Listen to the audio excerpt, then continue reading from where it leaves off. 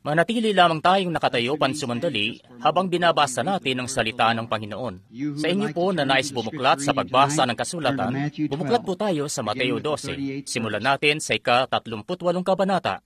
At doon, nang magkagayoy nagsisagot sa kanya ang ilan sa mga eskriba at mga fariseo na nagsasabi, "Guro, ibig namin na makakita ng isang tanda sa iyo." Datapwat siya'y sumagot at sinabi sa kanila, "Isang lahing masama at isang mapangalunya ay humahanap ng isang tanda, at hindi siya bibigyan ng anumang tanda, kundi ng tanda ng propeta Jonas. Sapagkat kung paanong si Jonas ay napasatyan ng isang balyena na 3 araw at 3 gabi, ay gayon ding mapapasailalim ng lupa na 3 araw at 3 gabi ang anak ng tao. Magsisitayo sa paghuhukom ang mga tao sa Ninibe na kasama ng lahing ito, at ito'y hahatulan, sapagkat sila'y nagsipagsisi sa pangangaral ni Jonas. At narito, dito'y may isang lalong dakila kaysa kay Jonas.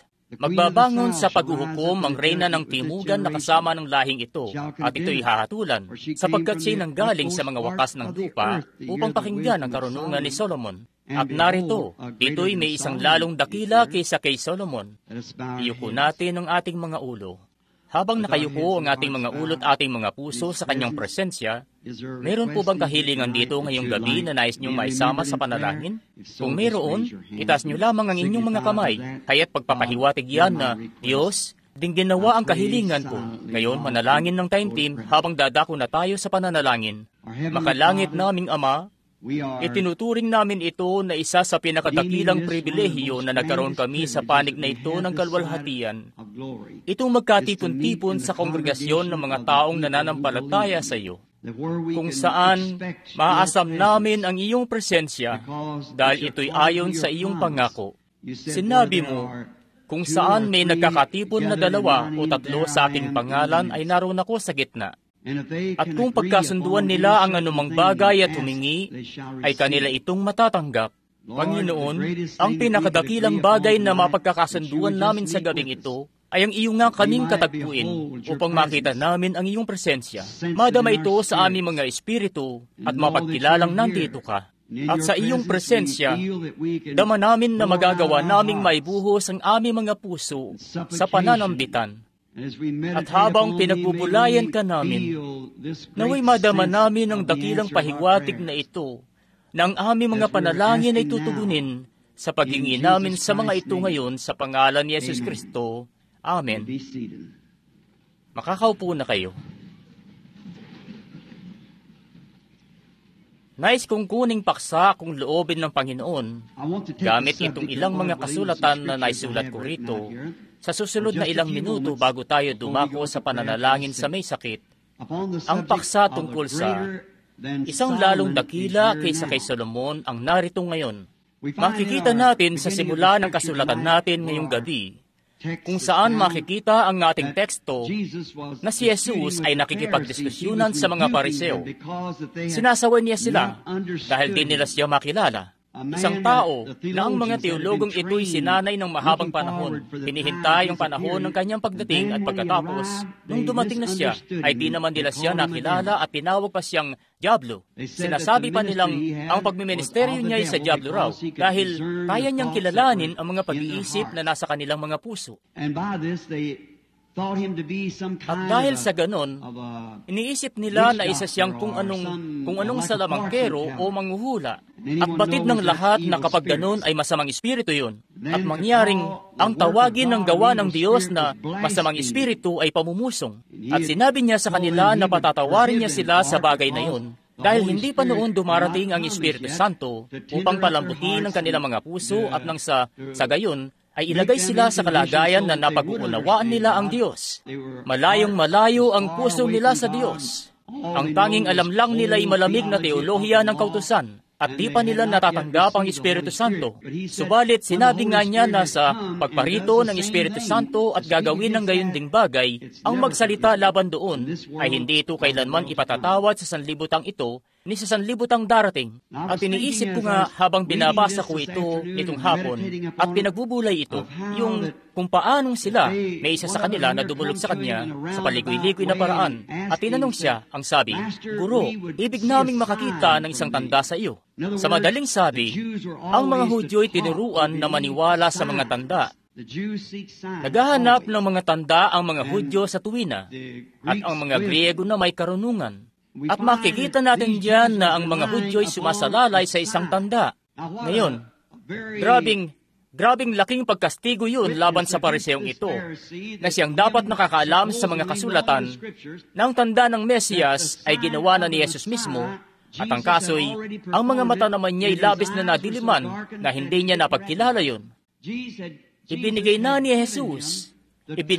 Jesus sa kanya ang tunay na tanda ng Mesiyas batay sa kasulatan na ipinangako sa kasulatan. Subalit, naghahanap pa rin siya ng kung anong ibang tanda. At grabing katotoo yan sa mga tagapagturo sa panahon ngayon at sa mga tao sa panahon ngayon. Nakikita na nila ang isang bagay na katibayan at nasa kasulatan na ipinangako ng Diyos para sa kasalukuyang panahon.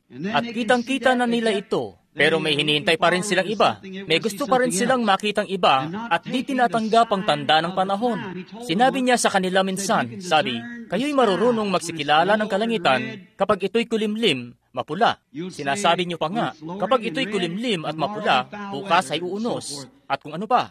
Pero ang sabi, kayo'y marurunong magsikilala ng mga tanda sa kalangitan, subalit mga tanda ng panahon hindi ninyo maunawaan. Mangyari namang sinabi ng kasulatan na ang Mesiyas na ito'y lilitaw na isang propeta. Alam nating ang pamamaraan ng Diyos sa paggawa ng mga bagay-bagay kahit noon pa man ay ang magpadala ng propeta para patotohanan ng kanyang mensahe. Hindi yun pumalya. Hindi yun kailanman papalya. Hindi kasi maaaring baguhin ng Diyos ang pamamaraan niya. Kung ano yung una niyang napagpasihan, kinakailangang manatili yun na ganun. Kung ano ang sabihin niya ay yun na ang totoo. Hindi kailanman malakihang grupo ang pakikipag-ugnay ng Diyos. Palaging individual siya makipag-ugnay. Ganoon ang pamamaraan niya ng pagkuha ng mga tao mula sa may hentil para sa kanyang pangalan.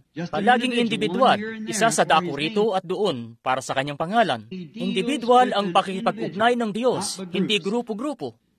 At nakita natin ang dahilat sinampalatayanan nila ito ay dahil ang isang propeta ay kinakailangan na mapagkilalang saksi talaga ng Diyos. Na kung may sabihin siyang kung anong bagay at mangyari yun, at may sabihin siya uli at mangyari yun, at anumang sabihin niya, ay pinapatotohanan ng Diyos na totoo talaga.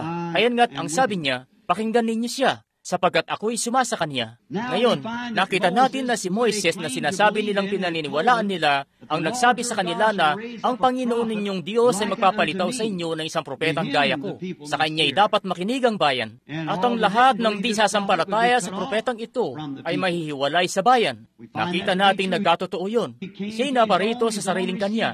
Siya'y hindi tinanggap ng sariling kanya. Datapwat ang lahat ng sa kanya'y nagsitanggap ay pinagkalooban niya sila ng karapatan. Pinagkalooban sila ng karapatang maging mga anak ng Diyos. Nakita nga natin kung paanong ang mga Pariseyong ito na nakita nila mismo at mga Saduseo ang eksaktong sinasabi ng pangako ng Diyos na gagawin niya. At sa kabila nun, ay sila'y nagsihanap pa rin ng ibang tanda. Walang kamalay-malay na yun na ang tunay na tanda ng Mesiyas na kanyang ibibigay sa kanila.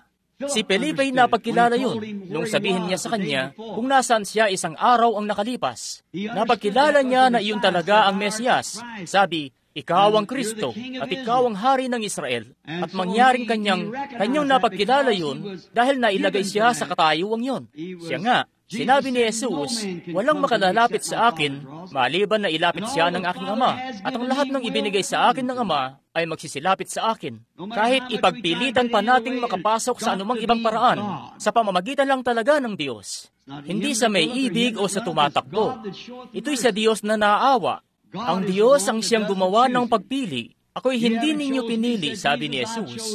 Ako ang pumili sa inyo. At ngayon nakita natin na ang Antikristo sa huling araw ay dadayain ng lahat ng mga nananahan sa lupa na hindi nakasulat ang mga pangalan sa aklat ng buhay ng Kordero buhat nang itatag ang sanlibutan. Ang pangalan mo'y nalagay na sa aklat ng Diyos bago pa man patayin ng kordero. Noong may ladlad na ang kanyang programa sa buong kabuuan nun, napagkilala ka na sa programang yun dahil merong kangang buhay na walang hanggan. Ang salitang walang hanggan ay di kailanman nagpasimula at hindi rin magwawakas. At kayo nga'y katangian na ng kaisipan ng Diyos bago pa man malikha ang sanlibutan. Kaya yun lang ang natatanging paraan upang magkaroon ka ng buhay na walang hanggan. At ang buhay na yun, kaya't nasa kaisipan ka na niya noon pa man, ay nariyan na sa inyo ngayon. Walang paraan para maihiwalay ito. Ito'y mananatili na riyan. Pansinin nyo ngayon, ang mga Pariseyong ito, bagamat sila'y relihiyosong mga tagapagturo, mga natatanyag na eskolar ng teolohiya, at pinag-aralan pa ng pinag-aralan ng aklat araw at gabi, hetong di ko silang makita ang tanda ng pagiging Mesiyas, at hayan silang nagpupumilit pang humingi sa kanya ng isang tanda. Heto po't palalawigin ko lamang ang bagay na ito upang ipabatid sa inyo na ang Diyos nga'y nagbibigay naman talaga sa tuwina ng mga tanda. Dahil nga siya'y sobrenatural, palagi siyang nakikipag-ugnay sa mga tao sa pamamagitan ng mga tanda, mga tandang nakaayon sa kasulatan.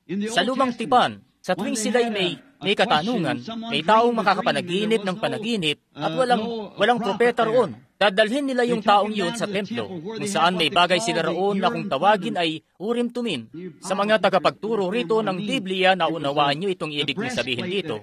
Yun yung pectoral na suot-suot noon ni Aaron, na may 12 bato na kumakatawan sa 12 angkan ni Israel. Isinasabit nila yun sa isang haligi. At kapag ang propetang ito, o mapapanaginiting ito, o ano pa man siya, ay saysay niya doon ang kanyang pangitain o ang kanyang panaginip, kahit gaano pang tila napakatotoo nun. Kung hindi umilaw ang mga sobrenatural na mga liwanag doon, hindi magliwanag ang Urim Tumim sa pectoral na yon. Ibig sabihin, tinanggihan yun. Hindi yun tinanggap ng Diyos. Kinakailangan nga ang sobrenatural na tanda yun mula sa Diyos upang mapagtibay.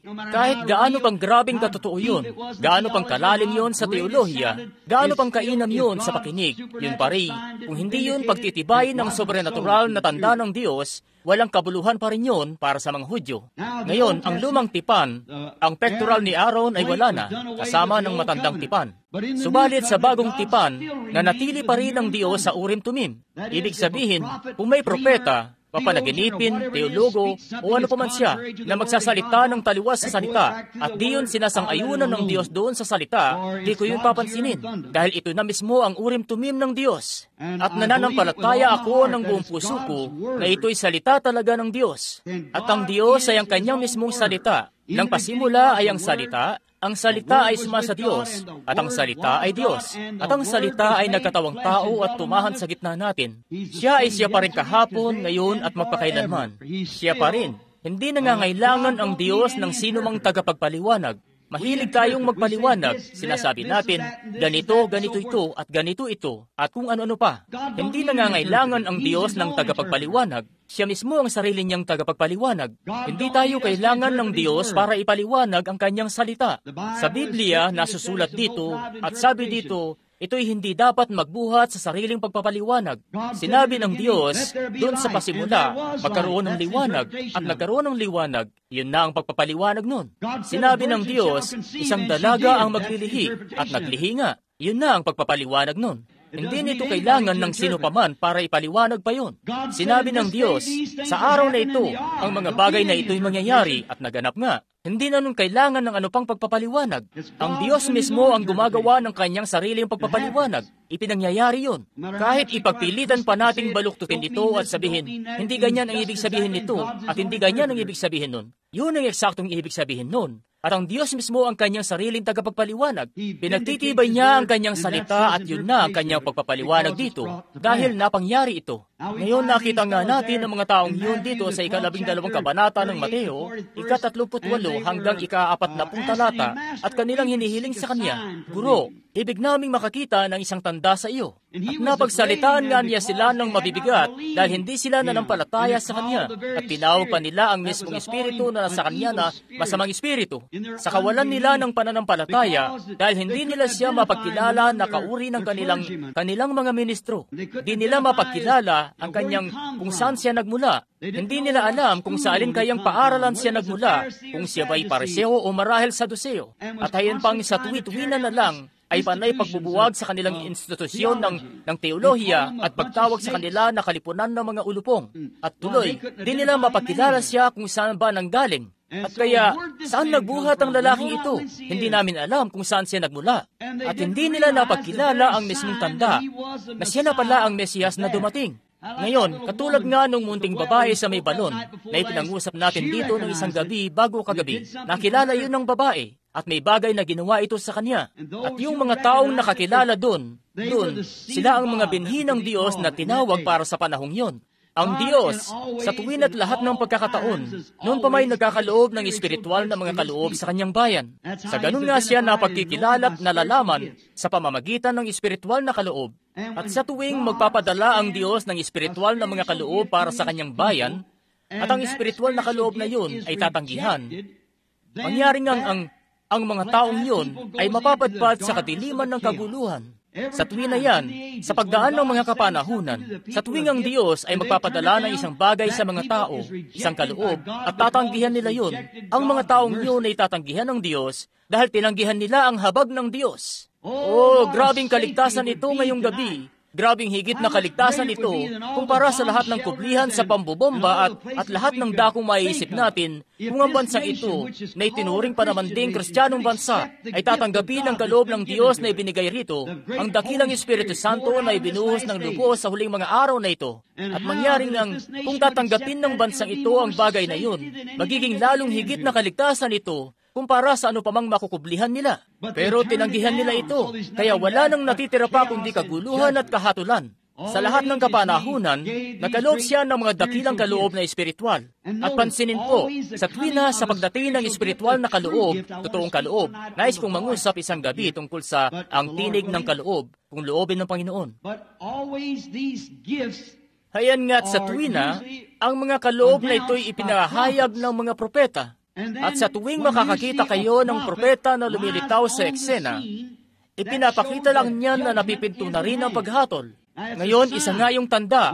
Sa tuwing may makikita kang napagkilalang propeta ng Diyos na lilitaw sa eksena, sa mga araw man ni Jeremias, sa mga araw man ni Daniel, sa mga araw man ni Juan Bautista, sa mga araw man ng Panginoong Yesus, at sa lahat pa na nagdaan, sa tuwing may lilitaw na propeta sa eksena, yun nga ang oras na sasalitain na ng Diyos ang kanyang salita. Tatanggihan yan ng mga bansa, at pagkatapos ay iiral na ang kaguluhan.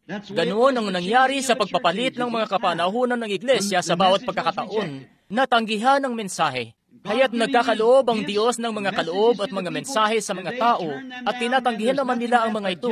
Kaya naman wala nang natitira pa kundi kahatulan. Matuwid ang Diyos. Hindi siya magpapadala ng kahatulan kung hindi muna siya mag-aalok ng habag. At ang habag ay pauna ng sinasabi at kung paano ito darating. Pero ang mga tao'y madalas na labis na naguguluhan at nagugulumihanan sa isip nila at napakaraming iba't ibang gawang taong panukala na di natuloy nila mapagkilala yon.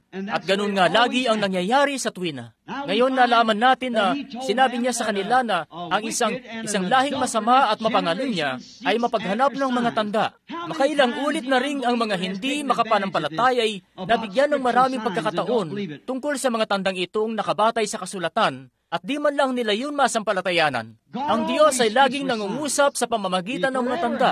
Noon pa man ay ginagawa na niya ito. Kanyang ang gagawin ito kailan paman. Hanggat may daigdig, mangungusap siya sa pamamagitan ng espiritual na mga tanda.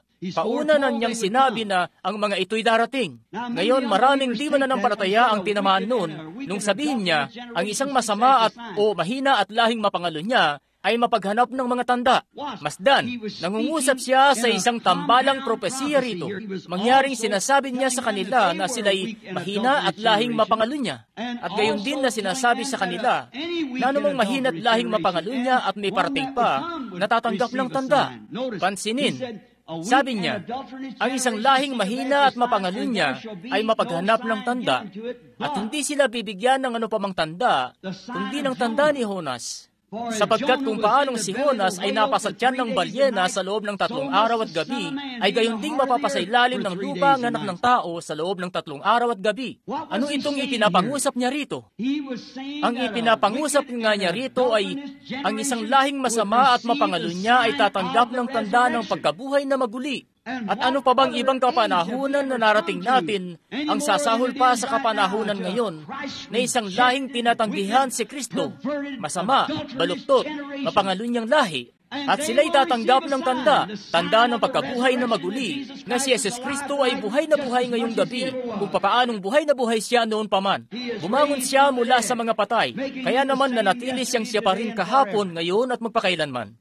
Ang isang mahina at mapangalunyang lahi na mapaghanap ng tanda ay kanilang tatanggapin ito, at ang tandang ito ay tanda ng pagkabuhay na maguli. Ngayon, siya namat nangungusap siya sa kanila patungkol sa pagbangon niya mula sa mga patay. Maraming beses, ang kasulatan ay may magkakalakip o tambalang kahulugan. Gaya dito sa Mateo 3, sabi rito, upang maganap ang sinabi ng Panginoon sa pamamagitan ng propeta na sinasabi, mula sa Ehipto ay tinawag ko ang aking anak. Ngayon, kung isasanggunin niyo yan pabalik, nasa Hosea yan, at nagpropesiya siya roon, mula sa Ehipto ay tinawag niya ang anak ng Diyos. Tinutukoy si Israel. Si Jacob ay anak ng Diyos, at kanyang tinawag siya mula sa Ehipto. Doon nga kayo ituturo ng sanggunihan. Pero, gayon din si Kristo, ang kanyang mas dakilang anak, at kanyang tinawag siya palabas, Israel ang naging tipo. At kaya naman ito rito ay tipo ng pagtanggi kay Kristo sa salinlahing yun.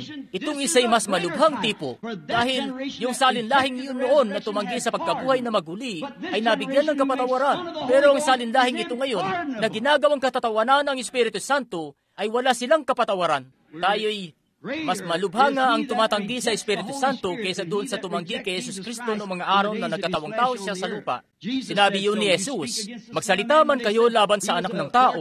Nung paratangan nga ng mga tao na isa siyang manghuhula, o kung anong masamang espiritu, sabi, magsalita man kayo laban sa anak ng tao, ay ipatatawad ito sa inyo. Ngunit, sinuman na magsalita laban sa Espiritu Santo, ay hindi ito ipatatawad sa kanila sa sanlibutan mang ito. Ito ngang pagpaparatang sa Espiritu Santo na masamaraw at maruming bagay sa tuwing makikita nila ang gawa ng Diyos na natutupad. Oo, si Jonas ay saksi sa muling pagkabuhay dahil napasatyan siya ng balyena sa loob ng 3 araw at gabi. Marami ang nakasanayan ng hatulan si Jonas at sasabihin pa, oh, eto mga kasama, isa siyang Jonas. Si Jonas ay isang propeta. Lumalakad siya mismo sa kalooban ng Diyos. Yung pagsakay niya sa maling barko at pagtakas, kailangan niyong maganap. Kinailangan mangyari yun upang ipakita ang pagkabuhay na maguli ni Jesus Kristo. Kinailangan niyang gampanan yun. Katulad na lang nung ginampanan ni Hagar na pinalayo siya, nang sa gayon, ang babaeng malaya ay di magmanang kasama ng babaeng alipin. Ang mga bagay na ito'y kinailangan ngang mangyari. Mga anino tipo ito ng mga bagay na darating. Ngayon nalaman natin, dumako siya pagkatapos. Matapos banggitin si Jonas, heto siyang dumako sa panahon naman ni Solomon. Ngayon, batid nating lahat na yung kapanahunan ni Solomon ay ang millennium halos ng lumang tipan. Iyon ang pinakamalwalhating panahon sa lahat ng panahon ng Israel, ang paghahari ni Solomon. Walang digmaang naisalaysay at sila'y nagtamasa ng napakasaganang panahon. Pinagkalooban ng Diyos si Solomon na isang anak ni David. Pinagkalooban siya ng kaloob ng espiritual na pagkilala at nang sa gayon magawa niyang kilalanin ang mga pag-iisip na nasa puso ng mga tao. Ngayon, ang dapat sana'y napagkilala yun ng kahit sinong Hebreo na nakatayo roon. Si Solomon ay may kaloob ng espiritual na pagkilala at nagagawa nga niyang kilalanin ang pag-iisip na nasa kanilang puso at lahat sila'y nagpahiwatig noon ng suporta kay Solomon. At samantalang heto na ngayon na nakatayo ang isang lalong dakila kaysa kay Solomon. At si Solomon nga'y anak ni David, pero mas mababang anak siya ni David sa pamamagitan ng laman. At si Jesus naman ang anak ni David sa pamamagitan ng binhi ng pangako, maharlikang binhi. At hayon na nga ang lalong dakila kaysa kay Solomon na nakatayo roon. Ginagawa ang siya ring mga gawa na ginawa noon ni Solomon nang mas lalong higit pa nga kay Solomon at nagawa pa rin nilang tawagin itong Beelzebub. Nakikita niyo ba ang pagkakapaliwanag ng kasulatan? Di na nga nakapagtatakang sinabi niya ang sinabi niya. Isang lahing masama at mapangalunya ay humahanap ng tanda at makukuha nila yon. Itong tanda ng muling pagkabuhay. At nung panahon ni Solomon, nagkaroon doon noon ng dakilang revival. Sige po't bibigyan ko kayo ng konting paglalarawan dito para maintindihan ng mga kabataan. May dakilang revival nga na nagaganap noong mga araw na yun ni Solomon. Nagkaloob ang Diyos ng kaloob at sinusuportahan yon ng buong bansa. Nagsisipunta silang lahat. Naniwala sila roon ng buong puso nila. Hindi ba't napakagandang bagay niyan kung mangyayari yan sa kalagitnaan ng mga tao ngayong gabi? Kung ang buong Amerika, lahat ng mga tao na tinatawag nila ang kanilang mga sarili na Kristiyano ay magpapahiwatig ng suporta sa paligid ng kaloob ng Diyos sa huling mga araw na ito, dito sa pagbuhos ng Espiritu Santo sa mga tao. Yan ang kaloob ng Diyos sa huling araw na ito, itong Espiritu Santo.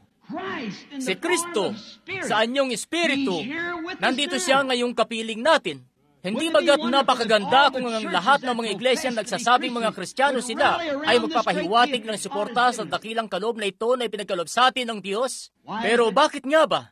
Nalihis kasi sila dahil sa lahat nitong sari-saring ismo at mga kredo at mga dogma at di mo na tuloy masabi kung ano ang ano. Ganoon na ganoon ang ginawa nila noon. Pero nangako ang Diyos na maitutuwid ito sa binhi, ano pat anuman sa huling panahon. Ngayon pansinin, dito nga'y nakita natin ang lahat ay nagpahiwatig ng suporta sa paligid ng dakilang kaloob na yon. At kaya naman ang Israel ay umunlad ng pag-unlad na di pa nila nararanasan kahit kailan. Lahat ng bansay takot na takot sa Israel. Takot na takot silang lumuso dahil alam nilang ang Diyos ay kasama nila. At sinasabi ko nga sa inyo, nababanggit niyo ang tungkol sa pagsawata sa komunismo at lahat na. Hayaan niyo lang na manumbalik ang Amerika sa Diyos. Manumbalik sa kanyang kaloob. Manumbalik sa Espiritu Santo. At ang mga tao'y titigil na sa kasisigaw tungkol sa komunismo. Kumbaga sa bulate, walang ititira't pupurgahin lahat na kahit mga komunista ay magtatanghal ng mga pagtitipon laban sa komunismo para ipahiwatig nila kung sino silang talaga. Magiging ganun yun dapat. Pero dapat munang manumbalik sila. Dito nga, hindi pa katagalan sa Finland, si kapatid na Lindsay, sa palagay ko, nandito siya. Siya kagabi. Kasama ko nga siya noon nung mangyari ito. Isang batang lalaki na nakita ko rito sa pangitain, binuhin siya mula sa mga patay sa dako roon. Marami sa inyo sa palagay ko ang nakasulat pa rin yun sa inyong mga Biblia habang naglilibot ako sa buong bansa. Binabanggit ko kung anong magiging itsura ng batang ito, kung paanong pwesto niya at iba pa.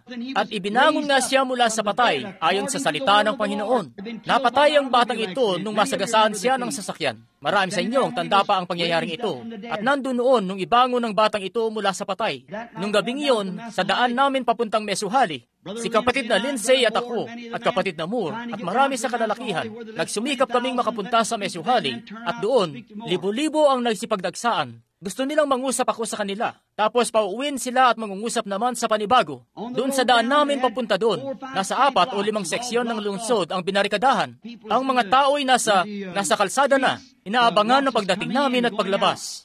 At sa dakong iyon, may munting batang babae na nakasaklay. Maiksi yung isa niyang binti kaysa sa isa. Pinagaling siya at napakaraming bagay ang naipangyari doon. Mangyaring itong pagkabuhay ng munting batang lalaki na ito. Naibalita ito roon.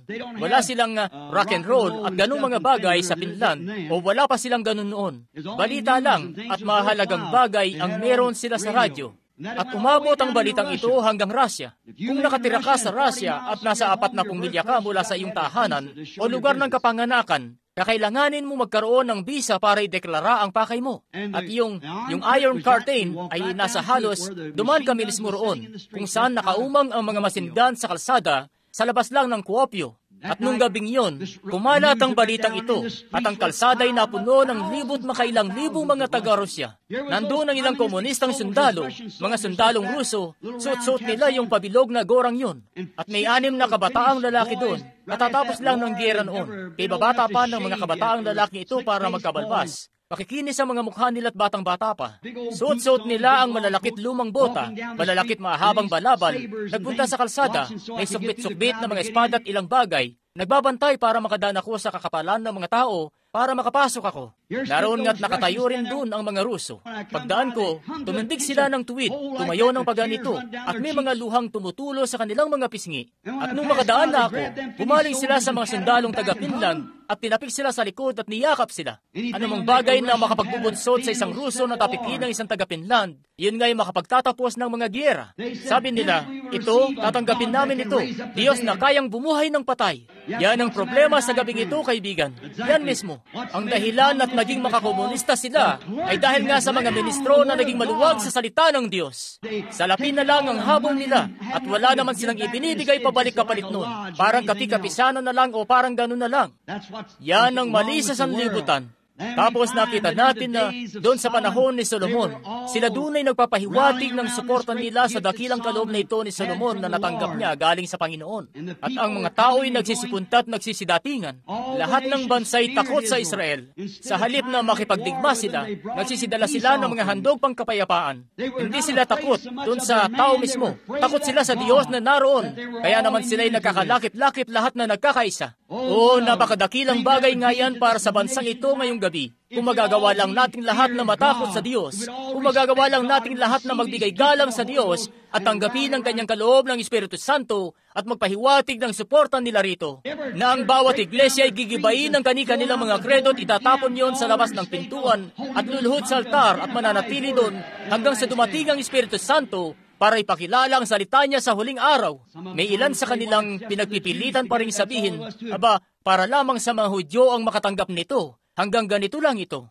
Ang sabi ni Pedro nung araw ng Pentecostes, mangagsisi kayo bawat isa sa inyo at mangagpabautismo sa pangalan ni Yesus Kristo sa ikapagpapatawad ng inyong mga kasalanan at tatanggapin ninyo ang kaloob ng Espiritu Santo sapagkat sa inyo ang pangako at sa inyong mga anak, sa kanila na nangasa malayo, maging ilan man ang tawagin ng Panginoon nating Diyos. Hanggat may binhinga na naghihintay sa lupa para tawagin, may Espiritu Santong nariyan para tumawag dito. Tama. Mapasa hanggang ngayon ay umiiral pa rin ito. Pero nakita natin na nung dumating ito, tinanggihan ito. Yan ang dahilan kung bakit ang bansa ay sumailalim ng tuluyan sa paghatol. Yan ang dahilan kung bakit nagaganap ang mga bagay-bagay gaya ng nangyayari ngayong gabi. At nakita natin na nung panahon ni Solomon, hindi naman ganito. Lahat sila'y nagpahiwatig ng suporta sa kaloob na iyon ng espiritual na pagkilala na taglay-taglay ni Solomon. At lahat ng bansa'y nagkaroon ng takot sa Diyos. At kumalat ang balita sa lahat ng dako, dapat kayong pumunta sa Israel. Nagbangon ng kanilang Diyos ng isang kaloob sa gitna nila at ginawa nila siyang hari. At ang karunungan niya, espiritual na pagkilala niya ay lampas sa kayang liripin ng tao. Lampas yun. Nasa dako yun ng mga Diyos. Sasabihin ng mga pagano, at di namin yon maunawaan. Pero ang Diyos nila, ipinakilala ang sarili sa isa sa mga mananampalataya nila, at siya'y iniluklok nila siya sa isang luklukan, at lahat sila'y nakikinig sa kanya.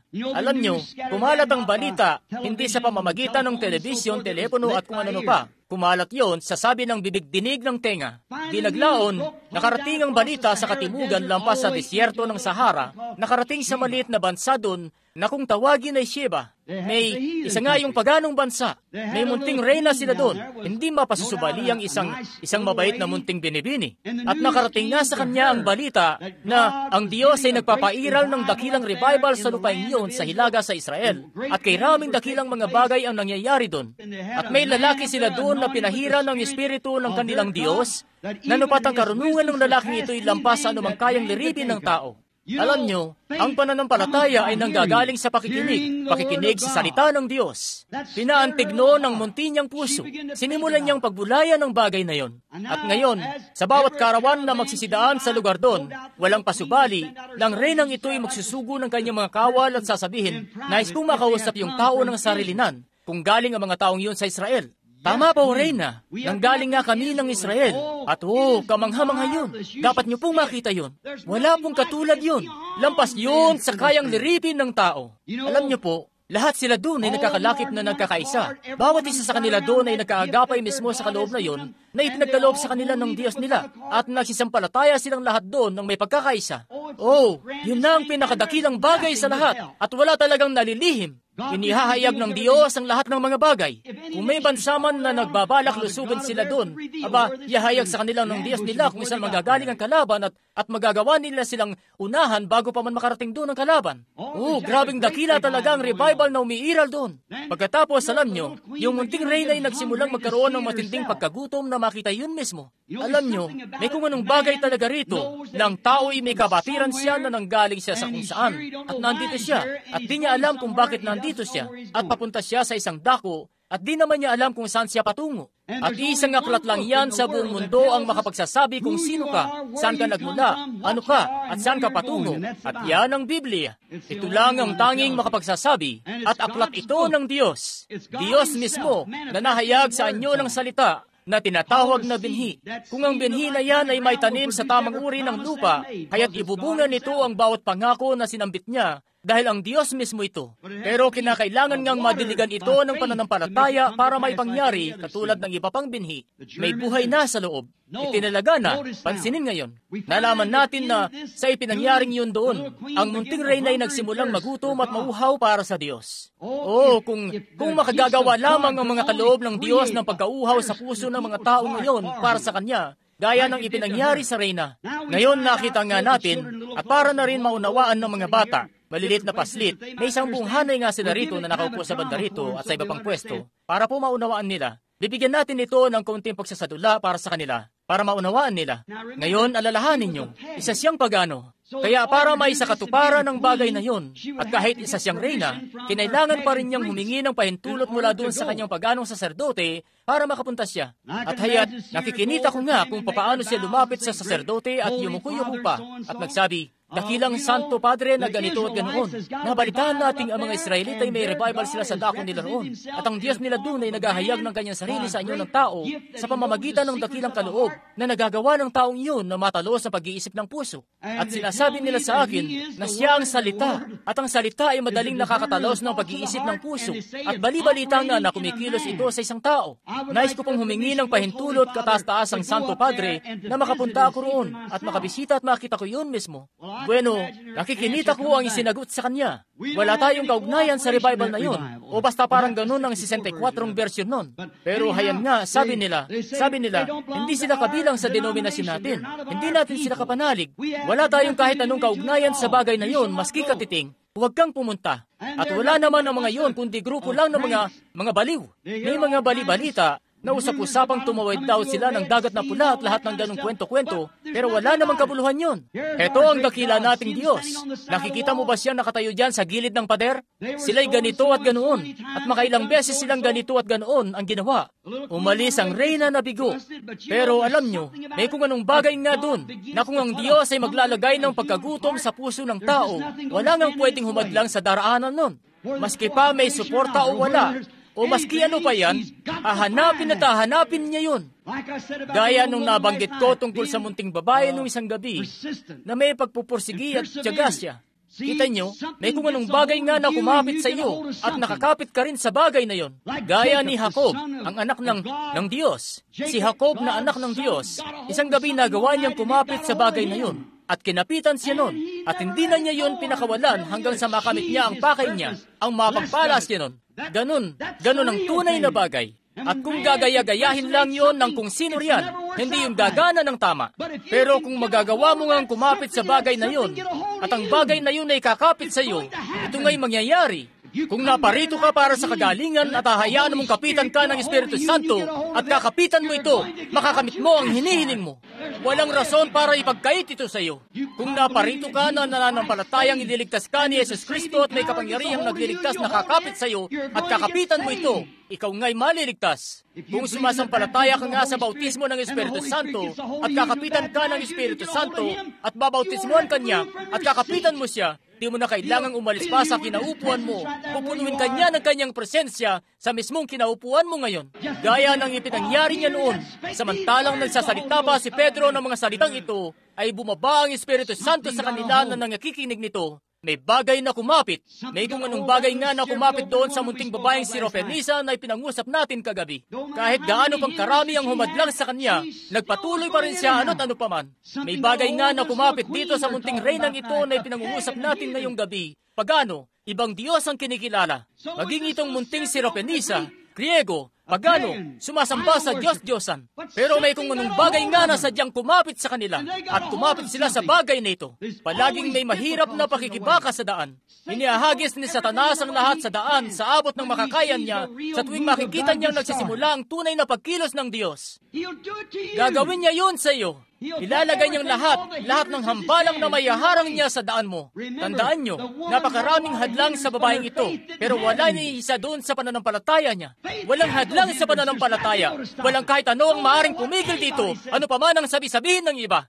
Kung may tamang kapit ka riyan sa Diyos, kakapitan ka ng mainam ng Diyos. Maaring may 40 doktor ang tatayo rito at sasabihin sa iyo na mamamatay ka na. at hindi mo nga paniniwalaan maski isang salita man nun. Hindi nga.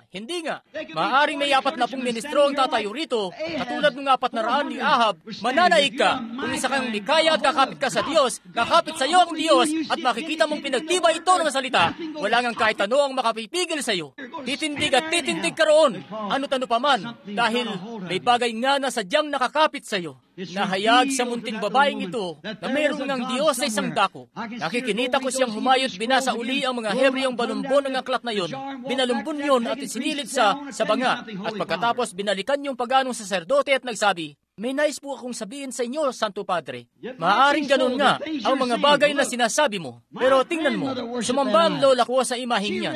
Binasa niya ang katesismong mayroon ka. Binasa yun ng lola ko sa tuhod. Binasa yun ng nanay ko. Lahat ng kamag-anakan ko'y binasa yun. Tungkol lang ang mga yon sa mga bagay na nangyari na. Wala ba akong nakikitang pagkilos nito ngayon? Pero heto ngang sinasabi nila sa akin na sa dakong yun doon ay may bagay nga na tunay. Kumikilos mismo ngayon. Hindi basta kasaysayan lang, kundi isang bagay na nangyayari talaga ngayon. Ngayon, tumingin ka rito. Sasabihin ng saserdote, "Anak ko, kung pupunta ka, ititiwalag kita. At wala kang dapat nakaugnayan doon. Dahil reyna ka nga, para makisama ka sa mga kung sinong tao lang doon." Ang lumang diablo niyo noon ay nandito pa rin hanggang ngayon. Wala nang mas iinam pang grupo ng mga tao sa buong mundo na masasamahan mo, kundi ang isang naipanganak na muli na iglesyang puspos ng Espiritu Santo. Di ko alintana saan man yan nakalagay, sa Eskinita man o kung saan. Ito ang pinakamainam na grupo. Isa kasi itong makalangit na grupo. Pansinin, mga mananampalatayang sumasampalataya sa Diyos. Grabing lakas ng tibok ng puso niya dahil sa pananabik. Nagnanais siyang makita yun. Nakapakinig lang siya tungkol doon. Wala pa siyang kaalam-alam tungkol doon. Pero gusto nga niyang makita talaga yun. At naririnig kong parang sinasabi niya, "Bueno, sige po, alisin niyo na ang pangalan ko sa aklat ng mga miyembro kung yan ang gusto niyo. Lahat ng sinasabi mo at lahat ng mga imaheng yan, at lahat ng mga aklat na yan at bagay-bagay, lagi kong nakikita na binabanggit mo ang tungkol sa isang bagay. Binabanggit ang tungkol sa bagay na ito. Wala namang pagkilos. Wala pa akong nakikitang pagkilos noon hanggang ngayon. Hinahangat ko na ngayon ang bagay na tunay talaga at naganda na siyang umalis. Nakakalungkot lang na wala na tayong masyadong mumunting mga reynang gaya noon ngayon. Siya nga. Kaya hayon na nga't nakita natin dito ngayon. Bago siya tuluyang humayo, may ginamit siyang isang napakainam na taktika. Nais kong pagbulayan ito ng lahat. Ngayon nabanggit nga niya na wala siyang kaalam-alam doon.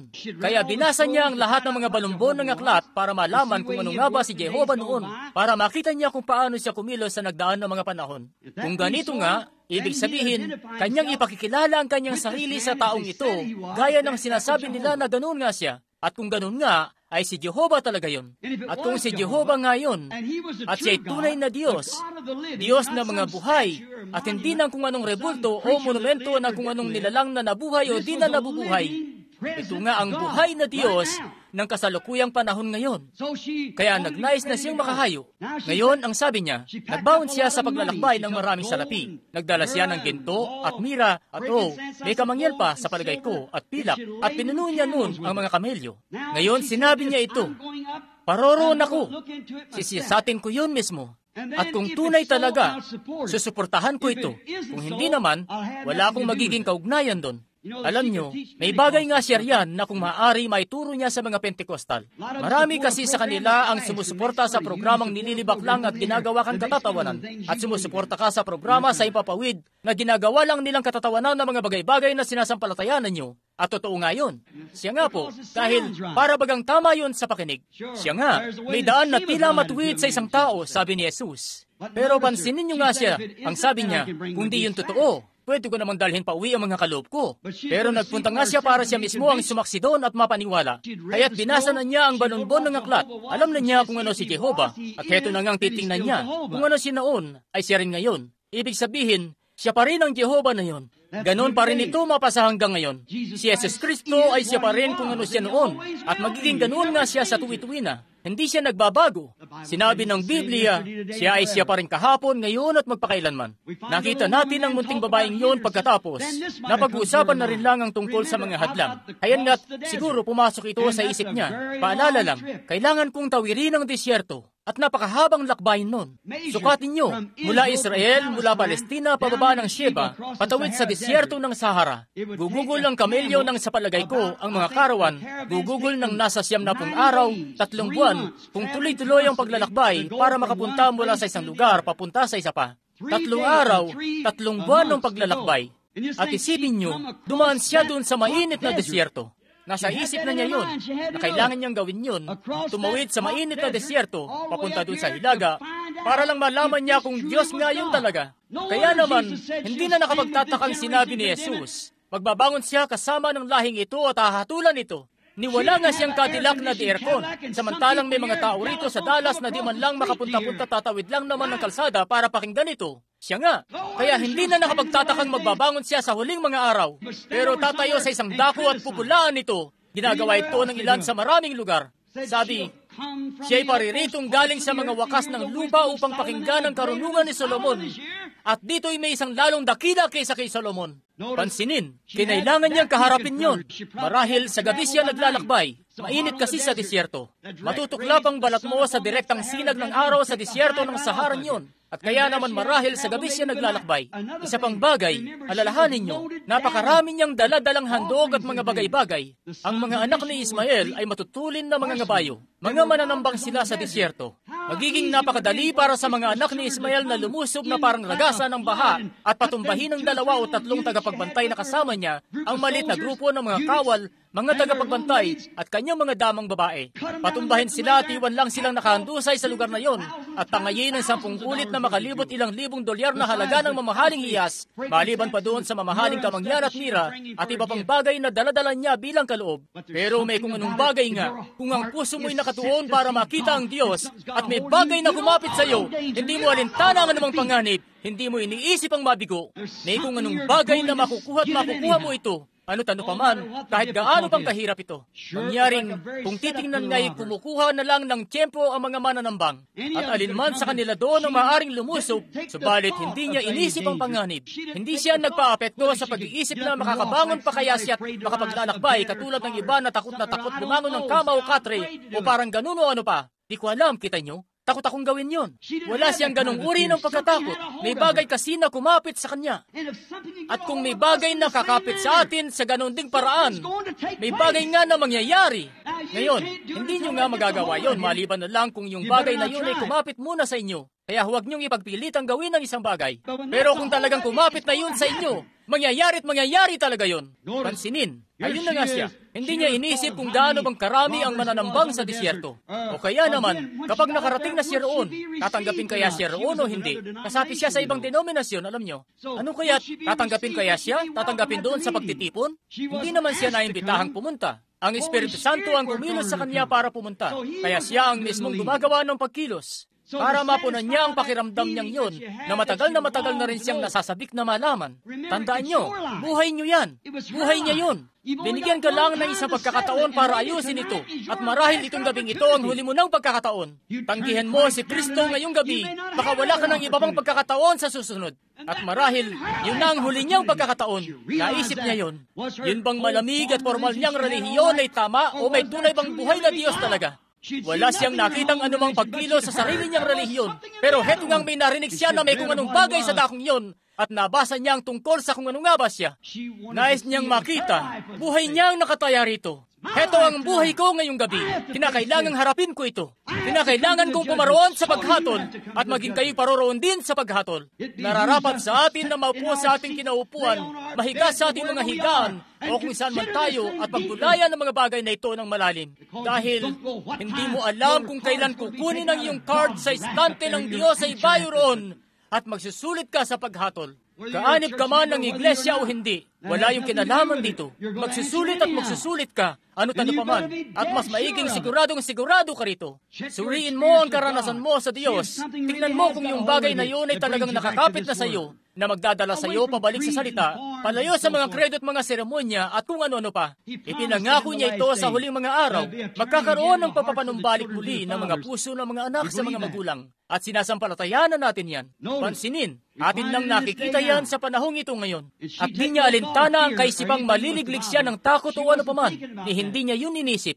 Ang mahalaga, nagnanais siyang malaman kung ito ba'y tunay o hindi. Kaya sa kahabaan ng disyerto ay naglakbay siya. At bilang dumanas nga siya ng hirap sa paggawa nun, anumang bagay na nais mong, yan nga ang problema. Tayong mga Pentecostal, ang lahat ay iniaabot na lang sa atin na nakalagay na sa plato, lahat ng naisin natin. Hindi lang makapunta ang pastor sa oras, aalis ako ng assembly sa taanib sa Church of God. At alam nyo, sadya bang pinamimihasa lang tayo? Naalala ko tuloy ang isang matandang marino minsan na nanggaling sa dagat. At may isang makata ang humayo at di pa siya nakakakita ng dagat kailanman. Nakapagsulat lang siya tungkol doon, pero di pa siya nakakakita nun. Nakatagpo niya yung matandang marino, sabi nung marino, "Saan baga ang lakad mo, bata?" Sabi nung makata, "Papunta ako sa dagat." Isa akong makata. Nakapagsulat na ako tungkol sa dagat. Matagal ko nang inaasam na masamyo ang alat at makita ang malalakit maalat nitong alon na lumulukso-lukso sa paligid ng mga ibong lari na paawit-awit at ang bughaw na alapahap na nananalamin sa dagat. Yung matandang marino'y bumuga ng usok mula sa pipa niya ng 4 o 5 beses. Tumingin sa lupa at tumura. Sabi, "Sinilang ako doon. 70 taon na ang nakararaan. Wala naman ako nakitang kaaya-aya doon. Sa sobrang tagal na niyang nabubuhay doon, sa tagal ay naging pangkaraniwan na lang sa kanya yun." Yan nga ang problema sa atin ngayong gabi. Sa sobrang tagal na nating nabubuhay sa presensya ng Diyos, sa tagal ay naging pangkaraniwan na lang ito sa atin. Kinakailangan na nating gisingin ang ating mga sarili at mapagtanto nating si Jesus Kristo ay buhay at ibinangon mula sa patay. Lahat-lahat ng iyon ay bagong karanasan para sa munting reynang yun. Nagpursige siya. Nagnanais siyang makita yon. Tunay, may pagpupursige siya. Nagpursige siya para iwan ang kanyang bansa. Kamit man niya ang lahat ng karangalan doon, kinailangan niyang iwan yon. Ano kaya ang sasabihin ng mga kasamahan niya sa pagbabaraha at lahat ng kinabibilangan niya, lahat ng kasamahan niya sa panggagantsilyo at pananahi at bagay-bagay na kinabibilangan niya? Reyna pa man din siya. Ano na lang ang sasabihin ng lahat ng mga sikat na taong kakilala niya? Magiging punot dulo siya ng katatawanan sa grupong yun. Pero anong kaibahan ang may dudulot nun sa kanya? Kaluluwa na niya ang pinag-uusapan dito. Kaluluwa niyo. Kaluluwa ko. Anong kaibahan ang idudulot nun sa Methodist, Baptist, Presbyterian o Oneness, Two-ness, Three-ness o ano paman? Kaluluwa ko na ang pinag-uusapan dito. Kaluluwa niyo na ang pinag-uusapan dito.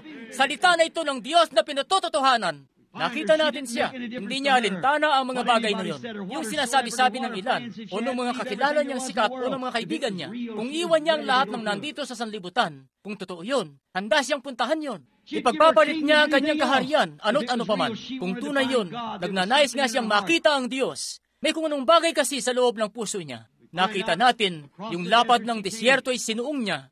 Sa wakas, araw bawat araw, 70 araw, 3 buwan, dumating na sa wakas ang karawan sa may pintuang bayan. Ngayon, hindi nga siya dumating doon na gaya ng maraming tao na pumupunta sa mga pagtitipon ngayon. Marami sa mga taong nagpupunta ngayon, sinasabi nila, nabalitaan kung may ano raw sila rito. May nakapagsabi sa akin na may ano raw sila rito. Bueno, nakapunta nga. Tapos uupo sila saglit. Masdan nyo nga sila. Marami kayong makikitang katulad nila sa paligid. Sasabihin nila, ang unang salita na sasabihin ng mga ngaral na taliwas sa paniniwala ko, abay diretso labas na pinto, layas agad. Hindi na ako babalik para makinig pa uli. Kita nyo? Di man lang sila makapanatili sa pagkakaupo ng matagal-tagal. Ayan nga. Ano nga uli yun noon, nung si Jesus? Nung nakaupo siya sa harap ng 70 niya roon, at may 70 siya at may malaking madla siya roon. Isa siyang dakilang tao. Propeta siya. Sabi nila, propetang taga Galilea. Isang araw siya ay tumingin sa malaking madla na nakatayo sa paligid niya. Sabi niya, maliban na kanin ninyo ang laman ng anak ng tao at inumin ang kanyang dugo, ay wala kayong buhay sa inyong sarili. Nakikilita niyo ba yung mga manggagamot na nakaupo roon kung anong sinabi nila sa lalaking yon? Aba, gagawin pa niya yata tayong mga vampira. Inumin ang kanyang dugo at kainin ang kanyang laman? Hindi niya yon ipinaliwanag. Hindi niya yung kailangang ipaliwanag. Kinailangan niyang iwagwag ang mga parasito na nakapaligid sa kanya. Sa halip na pamihasain sila na parang paslit at tilagay ang kanilang pangalan sa aklat ng pagdalo, winagwag niya sila paalis. Di niya sila kailangan. Kaya nakita natin, ayan nga siya, sabi niya, maliban na, hindi niya yun ipinaliwanag. Masdan, yung mga alagad ay naupo lang doon. Wala silang sinabing kahit na ano. Nakikinita ko ang mga doktor at nakikinita ko ang mga pariseo, sabi, kita niyo na, ang taong ito'y wala sa kanyang pag-iisip. Baliw siya. Gusto pa yatang hati-hatiin ang kanyang katawan at kainin daw at inumin din daw ang kanyang dugo. Taong vampira. Bueno, tayo, hindi tayo gagawa ng bagay na gaya niyan. Oo, kapaliwan yan. Ang taong yan ay wala sa kanyang pag-iisip. Lumakad sila palayo. Pagkatapos tumingin siya sa paligid sa mga teologo na nakaupo sa palibot niya sa 70 at sabi niya, anong sasabihin niyo kapag makita niyo nang umaakyat ang anak ng tao sa langit kung saan siya nagmula? Napatingin sa paligid yung mga doktor ng divinidad na naroon nang sabi, "Akyat ang anak ng tao sa langit kung saan siya nagmula." Aba, kilala natin siya. Napuntahan pa natin yung kwadra kung saan siya pinanganak. Nakita pa natin yung kuna kung saan siya dinuyan. Kilala natin ang nanay niya. Tayo'y kasama natin siya mga isda. Kasama natin siya sa panguhuli ng hayop. Nagpupunta siya rito sa mga burol. Nagsusuot siya ng siyaring kasuotan na isinusuot natin. Kinakain ng siyaring mga pagkain. At itong anak ng tao, saan ba siya nagmula? Sa Nazareth siya nagmula. Grabe na't kalabisan na ito sa atin. Nagsilaya sila. Di pa rin niya ipinaliwanag, kita nyo? Tumingin siya sa paligid sa 12 sabi, "Ibig ba ninyo magsialis din naman?" Ngayon, di nga rin nila yun may paliwanag, maski sila. Pero may kung anong bagay na kumakapit sa kanila, kita nyo? May alam sila. Noong mga sandaling yon ay binitawan ni Pedro ang dakilang mga salitang yon. "Panginoon, nakita namin ang kasulatan na pinagtitibay mo. Kanino pa kami magsisiparoon? Nalalaman naming ikaw ang may mga salita ng buhay. Ikaw ang bukal ng buhay. Kami ay nasisiyahan dito." Sabi ni Jesus, "Pinili ko kayong 12, at ang isa sa inyo ay dyablo." Kita nyo? Wala man lang siyang pahimay-himay nung sabihin yun, at pagpipino man lang nun at maski pamimihasa, at marahang patapik-tapik sa likod, at palihim na pagbabautismo sa kanila, o kung anong iba pa. Siya ang Diyos na nagkatawang tao sa lupa. Siya ang pinagtibay na salita ng Diyos. At ang mga nagugutom ay nagsilapit, yung hindi naman nangagugutom pawang di sila nagsilapit. Sabi, ang lahat ng ibinigay sa akin ng Ama ay magsisilapit. Papaano nga kayo makalalapit niyan kung di man lang kayo ibinigay ng Ama? Talagang ibinigay. Ngayon pansinin nyo, nakita natin ang munting reynang ito na sa wakas nakarating na rin siya. Hindi siya nagpahinay-hinay gaya ng ginawa ng mga taong yon. May ilan sa kanila na sumunod-sunod sa kanya. Palaging may 3 klase ng tao, mga mananampalataya, mga kunwang mananampalataya, at mga di mananampalataya. Ang di mananampalataya ay tatayo agad at aalis. Ang kunwang mananampalataya na may mananatili ng medyo matagal-tagal. Naroon ang 3 yan. Di mananampalataya, yung karamihan. Kunwang mananampalataya, yung grupo na huling aalis. Pero may tunay ngang mananampalataya na di man nito may paliwanag, wala silang kaalam-alam tungkol dito. Pero nalalaman nilang siya ang salita. Sapat na yon. Eto't nakita natin ang munting reyna. Napakarami niyang daladalang pagkain, napakaraming tinapay, at marami pang ibang bagay. Daladala niya doon ang kanyang mga tolda at iba pang bagay. Ibinabaanan niya ang mga gamit niya sa likod ng mga kamelyo at mga gamit doon sa patio ng templo, at itinayo niya ang kanyang mga tolda, at mananatili nga siya roon hanggang sa makumbinsin siyang tama ba yun o mali. Hindi may tatagong sa araw-araw, binabasa-basa niya ang mga kasulatan na yon. Sa gabi, marahil gabi sila maglakbay. Sa umaga, kaya't maupo siya sa ilalim ng mga punong palma, sa oasis ng disyerto, at babasahin kung ano si Jehovah, kung ano ba talaga siya. Ngayon, malalaman niya kung Jehovah ba talaga. Kung siya ay nasa lalaking yon, malalaman niya ang kilos niya. Malalaman niya kung tama ba talaga o hindi. Eto nga't sa kasulatan talaga siya bumatay ng mainam. Hindi siya pumunta doon at nagsabi, "Ngayon, kung may sabihin siya na iba sa sinasabi ng saserdote ko, dadalhin ko ang mga kamelyo ko't lalayas na." Siya'y mananatili nga hanggang sa makumbinsi siya. O kung magagawa lamang yan ng mga kalalakihan at kababaihan ngayon, ang kunin ng salita, tingnan kung ang Espiritu Santo ay para sa panahon ngayon o hindi. Tingnan kung ang mga bagay na ito na ating ipinangungusap ay naihula para sa oras na ito na kinabubuhayan natin. Pero ginawa nga niya. Yan ang dahilan kung bakit sinabi ni Jesus na ang pangalan ng reynang yun ay walang pagkakamali. Di po pala walang pagkakamali, kundi walang kamatayan. Magbabangon siya sa araw ng paghuhukom at hahatulan ng Dallas, Texas. Hahatulan niya ang Estados Unidos sa araw ng paghuhukom. Dahil nanggaling siya sa mga wakas ng lupa upang pakinggan ang karunungan ni Solomon. At narito, dito'y may isang lalong dakila kaysa kay Solomon. Ang nabuhay na maguling si Jesus Kristo ay narito na ngayon sa kapangyarihan ng pagkabuhay niya maguli. Pansinin, at itinayo niya ang kanyang mga tolda. Nakikinita ko nga yung umagang iyon para po sa mga bata ngayon. Tumunog ang mga kampana, tumunog ang mga trumpeta, at nagsimula na ang simba. May simba sila araw-araw. Isipin niyo yun. Gustong-gusto nilang magpunta ng simbahan araw-araw. Kaya yung mga tao, nagsimula na ang simba. Nakikinita ko yung munting reyna na nagpunta sa pinakalikod at naupo doon. At maya-maya, nung mapatunog na ang mga trumpeta, maawit na ng mga himno at lahat na. Maya-maya, lumabas na si Pastor Solomon. Naupo. Ganun na lamang ang pagpipitagan ng mga tao sa kanya dahil mahal nila siya. Isa siyang lingkod ng Diyos. At paglabas nila, wala ni isa ang nagsabing, kung ganito lang sana siya, kung kasabi lang sana siya sa grupo ko. Hindi, isa lang ang grupo doon, at yun ay sila. Kaya hayan nga sila. At nalaman natin, may lumapit na isa, at kaagad-agad, inihayag ni Solomon ang lihim ng kanilang puso. Nakikinita ko ang munting reyna na nagsasabi, ngayon, sandali lang muna, kita nyo? Grabe, mukhang totoo talaga. Tapos, lumapit yung kasunod. Ganon din ang nangyari. Ang munti niyang puso ay nagsimulang lumukso-lukso. Siya'y namangha. Marahil nakakuha siya ng prayer card at naghintay-hintay. Pasensya na po sa pananalitang yan, pero alam nyo, may gusto lang akong ipunto rito, kita nyo? Marahil nakakuha siya ng card at naghintay siya. Isang araw, natawag ang card niya at lumapit siya sa harapan ng Espiritu Santo na kumikilos kay Solomon. At sinabi ng Biblia, walang bagay na lihim kay Solomon. Inihayag ng dakilang Espiritu Santo ang lahat ng bagay na kinailangan niyang marinig. Inihayag niya yun. At heto namang ang Espiritu Santo sa kapuspusan nito na kay Jesus Kristo na ginagawa ang siya ring mga bagay, pero ang mga Pariseong yun ay nagsabi, pakitaan mo kami ng isang tanda. Pagalingin mo ang lalaking ito rito. Gawin mo ito at sabihin mo ito. At ano mangyayari sa ganito at ganoon?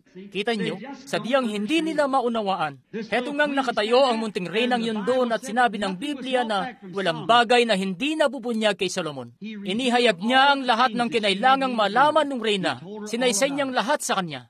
At nung may pangyari na yun, di na niya kinailangan pang paniwalaan ang salita ng ibang tao. Siya mismo'y nakasaksi doon at sinampalatayanan niya yun. Pagkatapos, bumaling siya sa mga nakikinig doon at sabi niya, yung lahat ng narinig ko nung marinig ko na mangha ako. Pero lahat ng narinig kong yon ay totoo naman palang talaga. At higit pa sa narinig ko. Kita niyo, sa pagkakataon niyang yun, nakita na niya mismo na ipangyari yun sa kanya. Nalaman niyang totoo talaga. At sabi niya, purihin ng Panginoong Diyos na ginawa kang lingkod niya. Purihin ng, yun? Yung kaawa-awat munting babaeng yon ay kitagal na namuhay sa lahat ng mga kredong yon at Diyos-Diyosan at isang beses sa nagugutom niyang puso. Bawat isang tunay na mananampalataya ay nagnanais na makita ang Diyos na kumikilos. Kung Diyos nga siya noon, Diyos siya mapasa hanggang ngayon. At nakita nga niya ang isang bagay na totoo talaga. Hindi gawa-gawa lang. Totoong-totoo talaga. Kaya pinaglingkuran niya ang Diyos na nalalapipan niyang mga araw dahil nakita niya ang isang bagay na tunay talaga.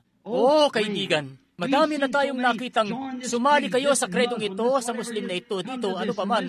Hali kayo sa ganito at ganito, ganoon at iba pa. At lahat na ng kung ano-anong klaseng sensasyon at bagay-bagay. Tunay ngang ang sanlibutan ay dapat sana'y nagugutom sa mga bagay na tunay sa gabing ito. Mga bagay na tunay ang ninanais makita. Hindi sa kung anong katang-isip lang na pag-agos ng dugo o galos o langis o kung ano pa riyan na di naman batay sa kasulatan.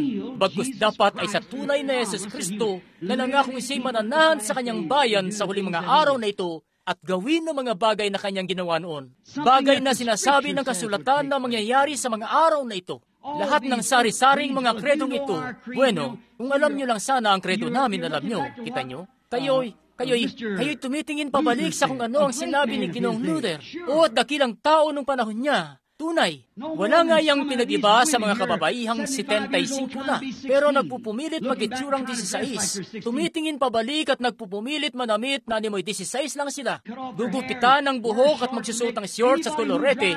Sino man na nagmamanehong nakatingin sa salamin para makita ang likod ay mababangga't mababangga. At yan ang problema sa iglesia ngayon. Nakatingin sa salamin para makita ang likod kung ano yung nasa nakaraan. Di na tuloy nakapagtatakang banggang-banggang kalagayan nito. Huwag kayong, sabi ni Pablo, nagtutumulin ako sa hangganan ng dakilang pagtawag, umaabanti ako, sumusulong ako. Alam kong si Ginoong Moody ay dakilang tao, si Ginoong Wesley ay dakilang tao, ang pagkilos ng Pentecostal, pagkilos ng Baptist, dakila nga, pero magtumuli na tayo sa hangganan ng dakilang pagtawag kay Kristo. Huwag na kayong tumingin pa sa salamin para makita ang likod 40 taon ang nakararaan. Tingnan nyo yung narito ngayong gabi. Tingnan nyo ang ipinangako ng kasulatan para sa gabing ito. May mga ipinangako nga siya nung panahong una, pero heto na tayong nabubuhay lampas na dun ngayon. Sumusulong tayo. Ano kaya kung tumingin pabalik si Wesley at tiningnan kung ano yung nandun noon kay Luther, kita nyo? Pero hindi nga niya tiningnan ang sinabi ni Luther. Tumingin siya doon sa kung anong sinabi ng Diyos. Ano kaya kung titingin pabalik ang Pentecostal sa Methodist? Nakikita niyo ba kung saan kayo napadpad? Ayan nga kayo, ganun na ganun din. Inorganisan niyo at ikinahon ito. Di tuloy kayo makakilos-kilos. Ngayon, ang Espiritu ng Diyos ay kumikilos ng pasulong. Dinadala ito sa ibang dako. Sa tuwing gagawin nila ang bagay na ito, isang gawang taong sistema na ikinakahon tayo gaya nun, animoy bumalik uli ngayon ang pagsalangsang ni Cora. Yung kung paanong si Datan at sila noon ay nagnais na magtipon ng malaking grupo ng mga tao at gumawa ng organisasyon mula doon. Sabi ng Diyos, ibukod mo ang iyong sarili, Moises, mula sa kanila at lalamunin ko sila mismo sa lupa. At tipo yan ng paglalakbay ngayon, at alam nyo yan, sa daan patungong lupang pangako. At ayun nga sila, di nila masampalatayanan ang pinahirang mensahe ng Diyos na kumikilos sa dakong yun at nagagat silang bumuo ng iba sa kani-kanilang sarili. Ganun na nga ito noon pa man. Ang pinakapadalos-dalos na nagawa ng Israel kailanman ay noong tanggihan nila ang biyaya sa Exodo 19 at kinuha ang kautusan. At nagawa ni Datan ang pinakamatinding pagkakamali na nagawa niya nung sabihin niya, maraming iba pang pinuno rito maliban sa iyo, Moises. At si Moises ay pinatutuhanang siya yung nahayag na salita ng Diyos. Kinuha niya ang alikabok at ginawa yung kuto. At lahat ng sabihin niya ay nagkakatotoo. At ang Diyos ay kasama niya. Patotoo na mismo ang haliging apoy na nasa ibabaw niya. At sa kabila nun ay nagangad pa rin ang mga taong magpasimula ng iba. Nagawang tao rin lang naman. Yan nga ang nangyayari sa panahon ngayon. Sa ganyan na humantong ang iglesia. Siya nga, iglesia ng buhay na Diyos, ayaw niyo bang makakita ng bagay na tunay? Bagay na tunay talaga. Isang maikling kwento lang bago tayo manalangin sa mga may sakit. Hilig ko po ang mangaso. Ang nanay ko, alam niyo, ang nanay niya ay tumatanggap ng sustento sa gobyerno. Isa siyang Cherokee Indian. Ako, at maski nung pinagbagong loob na ako, hindi pa rin nawala itong pagmamahal ko sa kagubatan. Gustong-gusto ko ito. Doon niyo makikita ang Diyos. Doon ko unang nakita ang Diyos sa kakahuyan mismo. Doon niya kami kinakatagpo. Doon siya nakikipag-usap. Doon din nagtagpo ang 7 mga anghel. Naano niyo na po ba? Sa mga Ginoo anong panahon na? Si kapatid na border sa takoy nakaupo doon isang araw. Nung yung itinayo namin doon ay bumagsak. May ipo-ipo na nanggaling mismo sa langit. Talagang tinibag yung mga bato sa ibabaw mismo kung saan ako nakatayo. Gaya ng sinabi niya, kita nyo? At doon nga ay, marami sa mga kalalakihan. Si kapatid na Sotman marahil nandito siya kung saan man. Isa sa mga, si Terry, sa palagay ko rito, nandun siya nung oras na yon. At mga bagay-bagay nga, makikita nyo talaga siya sa ilang sa dakong yun. Gustong-gusto kong mangaso. Ginagawa ko yon para makapunta doon. Hindi talaga yung makapamaril ng hayop, kundi yung sadyang makapunta ako sa kakahuyan. Lagi akong nangangaso kasama ang isang tao doon sa New York o doon sa New Hampshire. Ang ibig kong sabihin, isa siyang magaling na mangangaso. Ang pangalan niya ay Bert, isa siyang Ingles. At may ginawa noong lagusan ng kanyang mga magulang doon o tinabas na bundok na kung tawagin nila ay Jefferson Knots. Mula doon, tapos tagos yun sa Carol Knots at tinabasan yun nung unang panahon. May konting pagka-Indian din siya. Ayan nga. Kaya't siya ang pinaka-asintadong mamaril na nakita ko kailanman at isa sa pinakamagagaling na mga ngaso. Di mo na siya kailangang alalahanin kung lalakad ka't mga ngaso kasama siya. Alam niya kasi ang pasikot-sikot niya. Gustong-gusto kong mangaso noon ng usang whitetail sa dakong yon. At lagi akong pumupunta doon kada tagsibol para mangaso. Isa nga siyang mahusay na mga ngaso, pero siya ang pinakamalupit na taong nakilala ko sa buong buhay ko. Yung mga mata niya ay parang yung sa bayawak at sadyang yung mga mata niya, alam nyo, gaya nung uso sa mga kababaihan ngayon na pinipintahan nila ang mga mata nila para maging gaya doon sa bayawak. Bueno siya, talagang natural na yung mata niyang ganon. At di ngayon mukhang tao sa akin. At kaya naman simulat sa pool, parang ayokong tingnan siya. Para siyang bukot ang itsura, alam nyo. Parang patagilid ang mga mata niya. At nakagawin na niyang maging malupit. At mamamaral siya ng mga inakay na usa, yung maliliit na usa na bata pa, para pasamain lang ang kalooban ko. Tapos sasabihin niya, mga ngaral, wala kang ang pinag-iba sa iba. Pusong manok ka. Magiging magaling na mga ngaso ka sana kung di ka lang mga ngaral. Sabi ko, ako'y kumbaga sa pangangaso, naghahanap ako ng mga kaluluwa, Bert. At sabi ko, nasa iyo yung isa na nawawala, kita nyo? Tapos siya, umayos ka nga. Sabi, Billy, maganda ka naman kasama. Pero, sabi, huwag mo na akong sabihan ng ganyang mga bagay. Kaya patuloy siya sa pamamaril ng maliliit na batang usaroon. At talagang sumasama ang loob ko dahil doon. Ngayon, ayos lang naman pumatay ng batang usa kung may sinasabi namang di yun problema sa batas. Kaya't anuman ang laki o kasarian, basta nakasaad sa batas. Ako nga'y tanod ng maraming taon. Pero tingnan nyo, pumatay si Abraham ng batang baka at ipinakain yun sa Diyos. Kaya naman walang problema sa pagpatay ng batang usa, basta nakasaad sa batas. Pero mali yung babarilin mo lang sila, tapos hahayaan lang silang nakatiwangwang doon, at hasta kang parang wala lang yun sa iyo. Mali yun. Maling gawin yun. Eto nga't sinasabi ko ito para ipaliwanag ang panig ng mga kapatid natin dito na nangangaso, kita nyo? Para makita nyo ang ibig kong sabihin. Ngayon, pansinin nyo ito. Heto nga ang taong ito. Isang araw pumunta ako doon. Ang may bahay ko't ako'y magkasama. At may ginawa ang lalaking ito na malit na silbato na kung hipan ay tunog ng munting batang usa na umiiyak, alam nyo, parang yung munting unga na ginagawa nila. Bueno, basta, naging abala ko noon sa trabaho at hindi ako nakapunta sa oras sa isang pagtitipon at kaya nagpunta ako roon para mangaso kasama siya.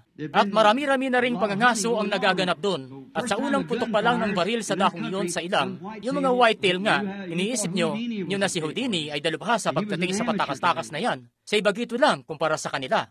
At malalaman nyo na lang, nakatago na silang lahat. At kung maliwanag ang buwan, manginginain sila sa gabi o magkukubli sa ilalim ng mga putol na sangaw parang ganon. At di sila lalabas doon. At heto na nga nung araw na yon, sabi ko, Bert, di mo naman siguro gagamitin ang silbatong yan. Sabi niya, mga ngaral, masyado ka namang pusong manok niyan. Sabi, kumalma ka lang. At lumakad na kami at may baon-baon nga kami mga tinapay na may palaman sa aming suot. At kami mga ngaso hanggang sa hapon doon sa paligid ng mga dalisdis sa ibabaw ng presidential range. Tapos maghiwalay kami at bababa pagkatapos. Kung may mahuli kaming usa, tatandaan namin kung saan namin yun isasabit, pupuntahan namin yun at kukunin. Makalipas ang isang araw o dalawa, isasabit doon. Ayan nga't marahil, nasa 4 na pulgada ang taas ng niebe o 6 parang ganon. Magandang oras para magtunto ng bakas. At umakyat na kami. Nakaabot kami hanggang sa ibabaw ng bundok. Wala ni isimang bakas, walang kahit ano. Maliwanag ang buwan sa gabi at yung mga usa. Nasa harapan ko si Bert. Siya nangunguna sa daan. Kaya nasa likuran niya akong sumusunod. At tapos umupo siya parang ganito. Tuyo ang niebe. At akmang may dinudukot siya sa likod niya, akala ko kakain lang siya ng tinapay na may palaman at maghihiwalay na kami pagkatapos dahil nakaabot na kami doon sa tuluktok ng bundok noong mga oras na yon. At akmang may binubunot siya sa likod niya rito at kaya minabuti ko na rin kunin ang tinapay ko na may palaman at naghanap-hanap ako ng malalapagan ko ng baril ko. At kukunin ko na noon yung tinapay ko at tumingin-tingin ako sa paligid. Pinunot niya yung maliit niyang silbato. Yun nga, sa isip-isip ko, naku, di naman yata patas na gawin niya yun. Kaya yun na nga't kinuha niya yung maliit na silbatong yun at tumingin sa akin, sa mga mata niyang parang sa bayawak at tumingin sa akin. Sinubo niya ang maliit na silbatong yun sa kanyang bibig ng pagganito. At sabi ko, Bert, di mo naman siguro gagawin ang bagay na yan, di ba? Sabi niya, oo. Tapos sinipan niya ng pagganito at laking gulat ko. Mga nasa 50 yarda lang ang layo mula sa akin sa tapat ko lang. Isang malakit napakalaking inahing usa ang tumayo doon. Ngayon, ang inahing usa ay nanay na usa. At nakatayo nga siya doon. Malalaki ang kulay tsokolate niyang mata. At nakataas ng pagganito ang mga tenga. Kita nyo? Narinig niya. Ngayon, isa nga siyang nanay, kita nyo? At ang anak niya ay umiiyak. At lumabas man o hindi ang ilan pa sa kanila, may kung anong bagay sa loob niya. Isa siyang nanay. Pagkatapos, tumingin si Bert ng paganoon at tumihip siya uli ng mas banayad at lumantad pa ng mas lantad yung usa sa mismong kitang-kita. Ngayon, di pangkaraniwan yon. Masyadong di pangkaraniwan, nalalantad siya ng ganon. At tumingin-tingin siya sa paligid, nakataas ang malaki niyang ulo at nagmamasid sa paligid ang kanyang mga mata. Ilang saglit pa, nung abutin na nung mga ngaso at kunin ang baril, nakita niya ang mga ngaso. Kalimitan, kakaripas na sila agad ng takbo at mawawala na. Alam niyo naman yon, isang iglap lang. Pero alam niyo, hindi siya naingli. Tumayo lang siya doon at tumingin sa kanya. Nakatagilid, inilingon lang ang ulo at tumingin. Grabe, sa isip-isip ko, Bert, di mo naman siguro gagawin yan. Kita niyo, hindi siya nagpapanggap ng kung ano lang. Hindi siya nagkukunwari. Hindi siya umaarti-arti lang. Siya'y ipinanganak na nasa loob na niya talaga yon. Isa siyang nanay. At yung anak na yon, di alintana kung buhay man niya ang maging kapalit. Nasa panganib ang bata. Sinisikap lang niyang hanapin ang bata. Nasa panganib kasi yun. Siya nga ay, nasa kalikasan na niya talaga yun, isa siyang nanay. At nakita nga niya ang mga ngaso. Pero ang isip niya ay hindi nakatuon sa mga ngaso. Nakatuon yun sa anak na yun na nanganganib sa munting batang usa. At pinalis na nung mga ngaso yung pagkakalak ng 30 o 6 na yun. Oo, asintado siya. Iniumang na niya ang mahabang baril na yun. Ako'y napabaling ng ulo. Di ko kayang makita yun. Di ko siya kayang tingnan. Sa isip-isip ko, sa loob ng 2 minuto at patatagusin na niya ang bala sa tapat na puso noon, na naghahanap lang naman ng anak niya na nasa panganib, kahit alam pa niyang mayroong mga ngaso na nagtatago lang doon sa mga palumpong. At handa na siyang patagusin ang bala sa kanyang tapat na puso, gamit ang 180 grano ng bala na yon. At ako'y, sadyang asintado nga siya. Iniumang na niya sa isip ko. Di ko kayang tiisin na tingnan man lang yon. Tumalikod ako. At sabi ko, Panginoon, tulungan mo siya na di niya gawin yun. Ako'y lubos na naawa. Nakatayo ang nanay na yun doon. Hinahanap ang kanyang anak. At alam kong hindi lang siya nagpapanggap doon. Isa siyang nanay. Pwede namang tumakbo na lang siya anumang sandali. Di rin naman niya kailangang lumantad doon. At kami tutuloy na sa aming lakad. Pero may kung anong bagay nga sa loob niya. At naghintay ako. At naghintay. At di pumutok ang baril. Bueno, nagtaka ako. Ano kayang nangyari? At naghintay ako. Pagkatapos, bumaling ako ng marahan. At nakita ko yung usa na nakatayo pa rin doon. Nakatingin pa rin sa kanya. At tiningnan ko yung dulo ng baril. Gumagalaw ng paganito. Siya'y para bang sinusubukan niyang asintahin pero di niya magawa. Inihagis niya yung baril sa lupa at tumingin sa paligid at sa akin at yung nandidilat niyang mga matay nagbago. May mga luhang umaagos sa kanyang pisngi. Hinawakan niya ako sa binti ko sa pantalon, sabi niya, "Billy, akain mo ako sa Jesus na yon na pinapangaral mo." Ano yun? Ano yun? Nakakita siya ng isang bagay na tunay, kita niyo? Ang munting nanay na usang yun ay nagpakita ng katapatan. Tunay na katapatan na nagpabago sa malupit na mga ngasong yun, na may pinakamalupit na pusong nakita ko kailanman.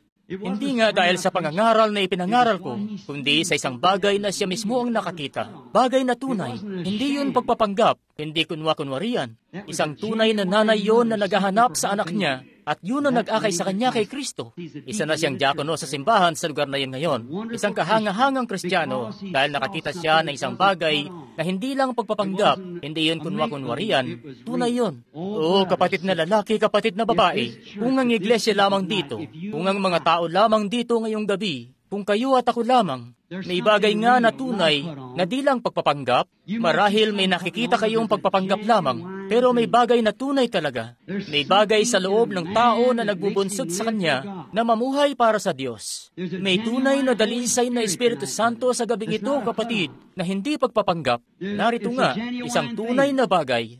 At ilan po sa mga narito ngayon ang nagnanais na maging ganoon ding katunay na Kristiyano at ganoong katapat kay Kristo sa kamatayan, pag-uusig, ano paman, na naghahangat kayo na maging ganoon ding Kristiyano kung papaanong ang usang yun ay nanay talaga. Nagnanais ba kayo? Gusto nyo bang maging katulad nun? Ako nga'y maghahangad na maging ganong uri ng Kristiyano. Na maging yung munting babaeng si Ropeni sa kagabi ay ganong uri ng Kristiyano. Itong munting reyna na ipinangungusap natin ngayong gabi ay ganon ding uri ng Kristiyano na nung makita niya yung bagay na yon na tunay talaga, siya ay handa. Tulungan tayo ng Diyos ngayong gabi na matanggap ang bagay na yon na tunay, si Kristo. Iyuko po natin ang ating mga ulo pansumandali habang dadako tayo sa pananalangin. Ngayon, iniisip ko po sa gusali rito ngayong gabi, kung meron po ba rito habang tahimik po kayo, kung meron po bang narito na nagnanais at hindi pa nakikilala si Kristo bilang sarili niyong tagapagligtas at may pagnanais na kilalanin siya bilang tagapagligtas niyo, maaari lang po bang itaas niyo ang inyong kamay? 1, 2, 3. Pagpalain kayo ng Diyos. Pagpalain kayo ng Diyos. Pagpalain kayo ng Diyos. Pagpalain kayo ng Diyos. Pagpalain kayo ng Diyos. Iniisip ko kung mayroon rito ngayong gabi na nagsasabing sila'y Kristiyano, marahil miyembro ng isang mainam na iglesia, ng mabubuting grupo ng tao, subalit alam nyo sa kaibuturan ng puso nyo na wala pa sa puso nyo ang pagkakristyano na may silang dyan, gaya nung nanay na usa. Ipinanganak siya na maging nanay. Siya'y nanay sa kaibuturan niya at kabuuan. At nagnanais kayong maging tunay na Kristiyano. Kung papaanong ang munting nanay na usang yun ay nanay talaga, maaari niyo po bang itaas ang inyong kamay, sabihin, "Ipanalangin mo ako, kapatid na Branham." Pagpalain kayo ng Diyos. Pagpalain kayo ng Diyos. Sa buong paligid, sa mga nasa balkonahe sa itaas, nakikita ko ang kamay niyo. Makalangit na Ama, di ko lubos maisip yun, na sa malamig na araw na yun ng Nobyembre, sa pagkakatayo ko doon, puno ako ng niebe pababa sa lake ko, basang-basa. Nakikita ko ang lalaking yun na nakasalampak doon, kung paano kinausap ko siya. Hinawakan ko ang kamay niya, umiyak kasama niya. Gayong nakapagsaysay ako sa kanya tungkol sa Biblia at lahat na. At ang sabi niya, marahil tama ka. Pero ang makita ka mismo na nagpadala doon ng isang bagay na tunay talaga, sa kaparaanan mismo ng kalikasan na sadyang di niya mapapalampas na makitang may bagay na tunay talaga. At ngayon, siya'y iyon ang lingkod, Panginoon. Ngayon, marami po ang narito ngayong gabi. May ilan sa kanila ang nagsipagtaas ng kanilang mga kamay, Ama, na nagpapahiwatig na sila'y di pa kailanman naging Kristiyano at nagnanais sila ngayon na maging ganoon nga. Diyos, huwag mo pong itulot na sila'y maging gaya lang ng ilan, na pupunta lang at makikianib sa iglesia o kukuha lang ng kung anong anyo o kredo o bautismo. Bagkus may panganak nawa sa puso nila si Kristo. At sila ng mga kaanib sa iglesia, sila'y naghahanap, Panginoon. Marahil gaya nung munting babae, nung munting reyna na ipinangungusap namin dito. Siya'y may pagkagutom sa isang bagay, at maging sila ay ganun din, Panginoon. At nung makita niya ang bagay na iyon na tunay talaga, na ipinapakilala ang Diyos sa mga tao, siya nga'y handa na. At sabi niya, purihin ang Panginoong Diyos ng Israel. Ayaw na niyang magkaroon ng anumang kinalaman sa mga anyong bagay ng mga pagano. At Ama, marami sa mga narito ngayong gabi, walang duda ang nandun din sa kalagayang yun, kung makakakita lamang sila ng bagay na tunay. At iyong sinabi nung nandito ka noon sa lupa, ang mga bagay-bagay na magaganap sa araw na ito. Sinabi sa amin na ikaw ay siya rin kahapon, ngayon at magpakailanman. At alam namin kung papaano ka makikilala at kung papaanong nabigo ang mga pariseo noon na makita yon. Panginoon, ang siya ring mga grupo ngayon ay nabibigo na makita ito dahil sa pakikianib nila sa iglesia, pakikisapi, pagkakaroon ng kung anong anyo ng kredo at kung ano-ano pa. Sila'y bigo na makita ang Mesiyas, ang dakilang Espiritu Santo na ipinapakilala ang kanyang sarili sa mga tao, gaya ng iyong ipinangako na iyong gagawin. Iyo pong ipagkaloob ngayong gabi, Panginoon, na ang mga bawat isa rito ay mapagtanto at makita ang iyong presensya. At nawa pumasok sa kanilang puso ang tekstong ito. Isang lalong dakila kaysa kay Solomon ang narito ngayong gabi. Si Jesus Kristo, ang anak ng Diyos na nabuhay maguli, na handa nang pumarito at baguhin, at lumikha ng mga bagong puso at ilagay sa loob nila ang naipanganak na karanasan sa Diyos, katulad ng nanay na usang yon. Yung pagiging ganoon niya, di siya ang may gawa nun. Bagkus sa pamamagitan ng biyaya ng Diyos, siya'y pinili upang maging usa. Siya'y pinili upang maging nanay, at isang matapat na nanay. At iyong sinasabi sa amin na kami pinili bago pa man maitatag ang sanlibutan. Dalangin ko, Diyos, na iyong itutulot na ang bawat isa na may hatak sa kanilang puso, gaya ng munting babaeng yun, na matagpuan nila ang Diyos, na sa gabing ito ay may tunay na bagay na maipangyari, para makita nila at paglingkuran siya, sapagkat dito'y may isang lalong dakila kaysa kay Solomon. Hinihiling namin ito sa pangalan ni Jesus. Amen. Ngayon, nang may pagpipitagan, katahimtiman, bago tayo tumulog sa altar, maaari lang po na wala pong palakad-lakad, maging tunay na mapitagan po tayo pansumandali. Taimtim na oras ito. Taimtim na sandali. May mga pagpapasyang binubuo. Marami ang nagsipagtaas ng kanilang mga kamay. Naniniwala akong kayo'y lubos na sincero yan sa pagpapasyan niyong yan. Ngayon, narinig niyo na ang sinasabi ng Biblia, narinig niyo na ang tungkol kay Jesus, narinig niyo ng siya ang anak ng Diyos. Naituro na sa inyo na siya'y nagbangong muli, at naituro na sa inyo na siya rin kahapon, ngayon at magpakailanman. Ngayon, itong Espiritu Santo na ipinangungusap natin dito, ito ba si Jesus Kristo? Tunay, ito nga. Kita nyo? Siya ay Diyos, na nakikilala bilang Diyos, ang Espiritu Santo. Hindi ito ibang Diyos. Ito pa rin ang siya ring Diyos. Ang Ama, Anak, Espiritu Santo ay di tatlong Diyos. Tatlong katangian ito ng siya ring Diyos, kita nyo? Siya ring Diyos sa tatlong anyo, kita nyo? Sa madaling sabi, tatlong katungkulan. Kumbaga, alam nyo, siya ay naglingkod bilang Ama, at pagkatapos bilang anak. Ang Diyos ito na bumaba mula sa siya na hindi nahihipo, nang hipuin man ang bundok ay papatayin, hanggang sa maaari na natin siyang hipuin sa laman. At ngayon, siya ay nasa inyo na. Kanyang nilinis na kayo sa pamamagitan ng kanyang dugo, upang makapanahan siya sa inyo. Sa araw na iyon, makikilala ninyong ako'y nasa Ama, ang Ama ay sumasa akin, ako'y nasa inyo, at kayo'y nasa akin.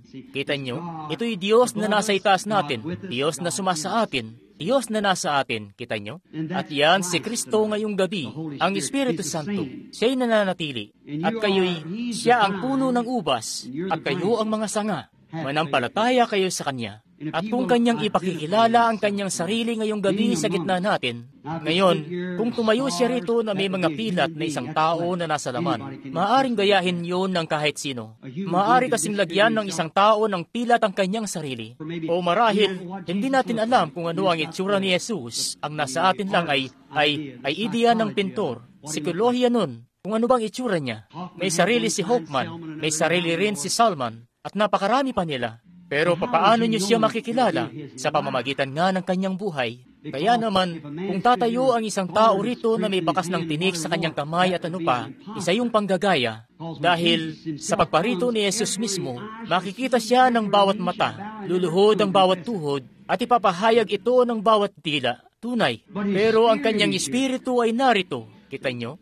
At kung magagawa lang natin na umayon sa Kanya ang mga kaisipan natin, magkaroon kayo sa inyo ng pag-iisip na na kay Kristo rin naman. Siya ang salita at sinabi ng Biblia na ang salita ng Diyos. Na ilan sa mga narito ang nakakaalam na si Jesus ang salita.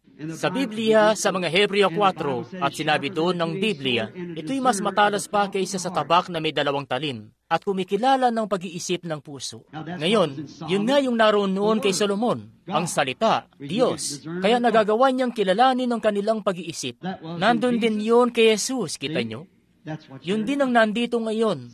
Siya rin bagay. Ngayon, sa inyo na mga nariyan, hindi po ako magtatawag ng pila para sa pananalangin. Dahil tatawag ako ng pagdulog sa altar. Marahil may mga narito na hindi pa nakakapunta ni minsan noon sa mga pagtitipon. Wala po akong nakikita rito sa gusali na aking kakilala. May nakapagsabi sa akin na nasa mga 30 kagabi o higit pa ang natawag. Napagtatanto niyo ba yung minsan na may babaeng humipo sa kanyang damit at siya'y bumaling at nangyari ang siya ring bagay na yon at lumabas ang bisa mula sa kanya na anak ng Diyos. Pero nagsabi nga siya, lalong dakila kaysa rito ang gagawin ninyo, sapagkat ako'y paroroon na sa Ama. Ngayon, kayo lamang ay manampalataya at magtaglay ng pananampalataya bawat isa sa inyo na mga nasa buong paligid dito, sa mga latag, stretcher, nasaan man kayo. Kayo'y manampalataya, huwag niyong isiping wala kayong kapag-apag-asa. Ngayon, kung may kakayahan lang sana akong pagalingin kayo, pagagalingin ko kayo. Pero hindi ko kayang pagalingin kayo. Maaari kong ipatong ang aking mga kamay sa inyo at yan ang ninalayan kong gawin sa bawat isa na may card. At araw-araw ay namimigay sila rito ng mga card. Kaya yan ang nilalayan kong gawin. Pero yan ay para ipabatid lamang na sumasampalataya ako kasama nyo. Pero tingnan nyo, bakit hindi nyo siya hipuin? Sabi ng Biblia, siya ay dakilang saserdote, ngayon mismo, na maaring mahipo sa ating mga kahinaan. Tama po ba? Bueno, kung siya nga ay dakilang saserdote, kung gayon ay kikilos siya ng siya ring pagkilos gaya ng ginawa niya nung una. Hindi ba't yun ang gagawin niya? Tunay nakikilos siya sa gayon ding paraan na yon na ginawa niya nung una. Sige, ngayon ay hipuin niyo siya gamit ang pananampalataya. Ngayon, makalangit na Ama, ang pagtitipong ito'y sa iyo. Pero ako'y nagturo lamang ngayong gabi tungkol sa munting babaeng ito na nakakita ng isang bagay na tunay nung makita niya ang espiritu na iyon, ang espiritual na pagkilala na kay Solomon. At kami nakakatiyak, Panginoon, ng iyong mga salita ay totoo. Iyong sinabi na babalik yun uli, gaya nung doon sa mga araw ng Sodoma, bago lamang ang pagparito, at ikaw nga'y siya rin kahapon, ngayon at magpakailanman. Ang mga gawang iyong ginawa ay gagawin din naman namin. At ikaw ay dakilang saserdote ngayong gabi na maaring mahipo sa aming mga kahinaan. Gaano pa bang karami ang kailangan naming katunayan? Gaano pa bang karaming katunayan ang kailangan ng mga Hudyong yun para makita nilang siya ay propeta? Naglihi ang isang dalaga at lahat na ng mga bagay na ito, pero sila'y binulag ng mga kredo nila. Panginoon, may ilan po ang sadyang naparito marahil, di buhat sa Sheba, ngunit nanggaling din naman sa malalayong lugar. Dalangin ko po, Diyos, na iyo pong ipakikilala ang iyong sarili ngayong gabi na totoo. At pagkatapos, iyong ipakikilala ang sarili sa kanila, gaya ng kalikasan ng pagiging nanay na naroon sa munting usa na kumilos nung araw na yon.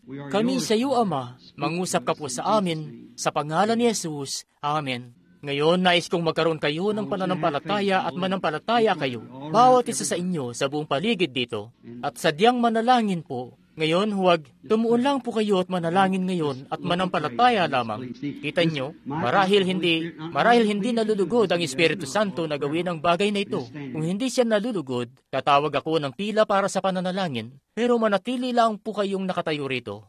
Sino man kayo na nariyan, kahit kayo wala man kayong mga prayer card, sadyang ang lahat ay sadyang manalangin. Ayan nga, di ko malalaman, pero manalangin lamang po kayo at makikita nyo.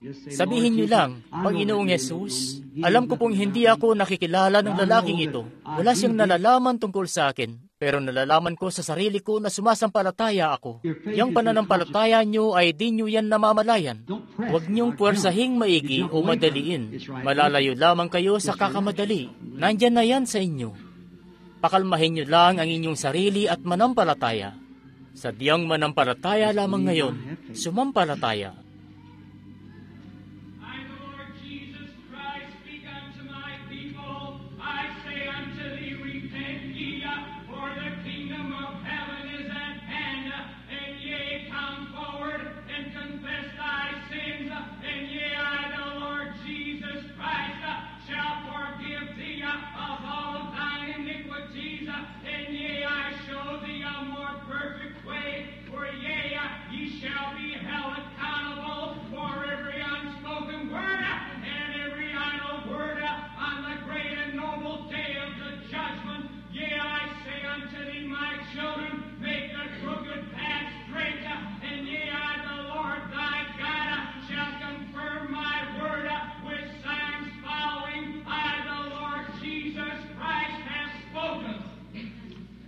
Amen.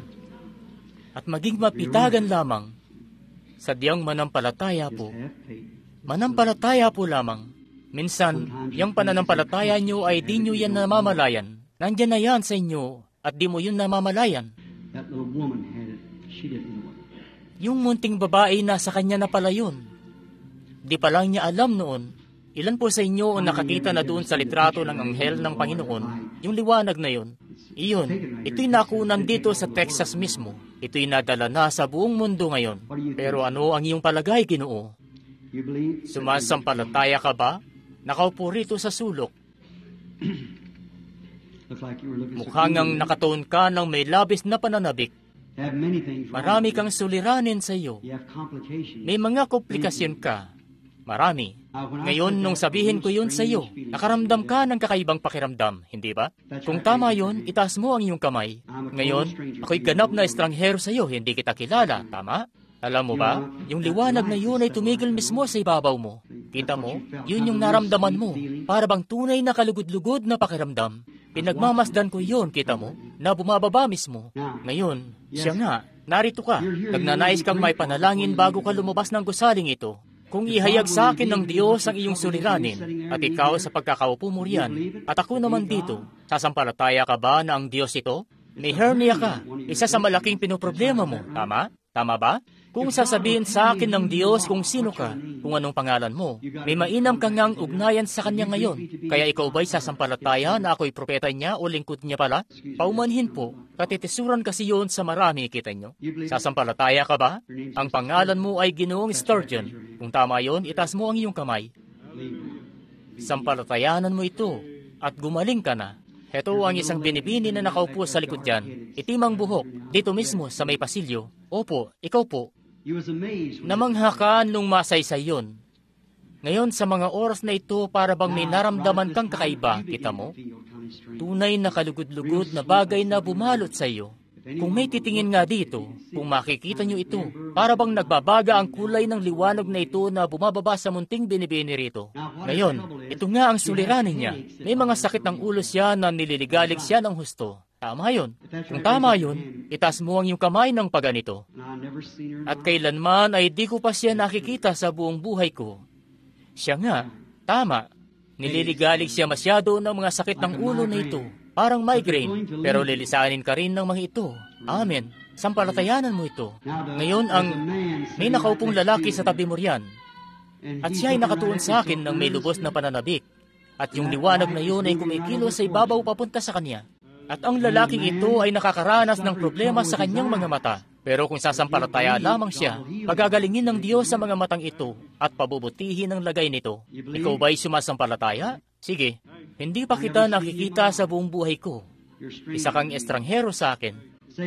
Sige, ang kabataan naman na nakaupo sa tabi mo riyan, siya nga ring pinahirapan din siya ng sakit sa kanyang ulo. Siya nga, hindi ko pa nakikita ang binatang ito sa buong buhay ko. Alam niya ng Diyos, kita nyo? Sige, ikaw nga'y manampalataya. Ang lalaki naman na nakaupo sa tabi mo na nakasalamin, nakatingin sa gawirito. Oo, nakasuot ka nga ng salamin, pero hindi talaga riyan ang suliranin mo. May problema ka sa likod mo na ninanais mo may panalangin. Kung tama yun, iyong iwagayway ang kamay mo. Sige. Diyan naman sa kabataang nakaupo sa tabi mo, sa kasunod mo lang, napakarami niyang suliranin, ang kabataang lalaki ito. Siya nga po, ikaw na may pulang kurbata. Marami kang suliranin sa iyong pamilya at iba pang bagay. Halimbawa, ang asawa mo ay may pagkanerbiyosa at ikaw ay pinahihirapan ng kung anong presyon diyan sa ulo mo rin.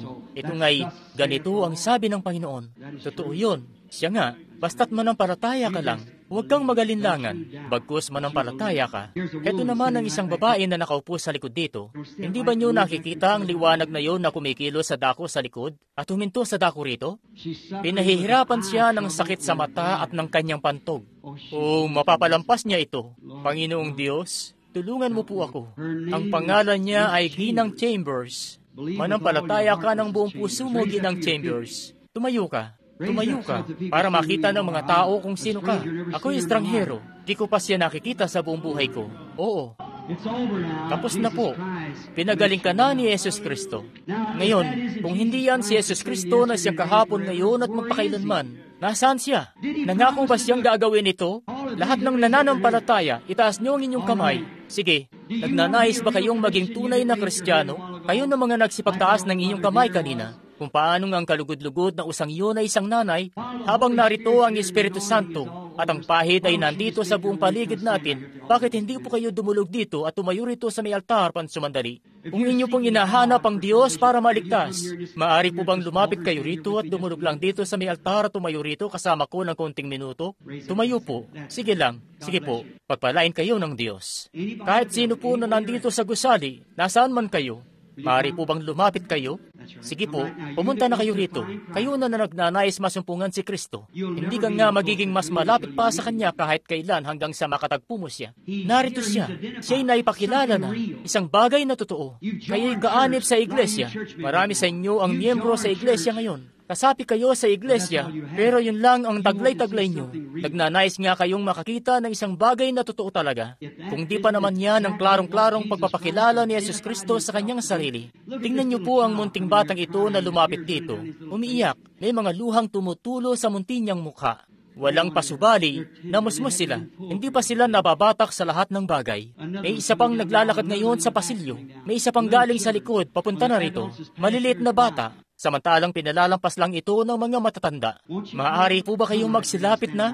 Lumapit po kayo rito ngayon at tumayo sa paligid ng altar. Kayo na mga miyembro sa iglesia. Kayo na nagnanais ng karanasan kay Kristo sa kanilang puso. Maaari po bang magsilapit na kayo rito? Kung nalalaman nga niya ang inyong puso at alam nyo na di nyo ito maililihin, maaari bang lumapit na po kayo ngayon dito at tumayo rito bago tayo magpatuloy?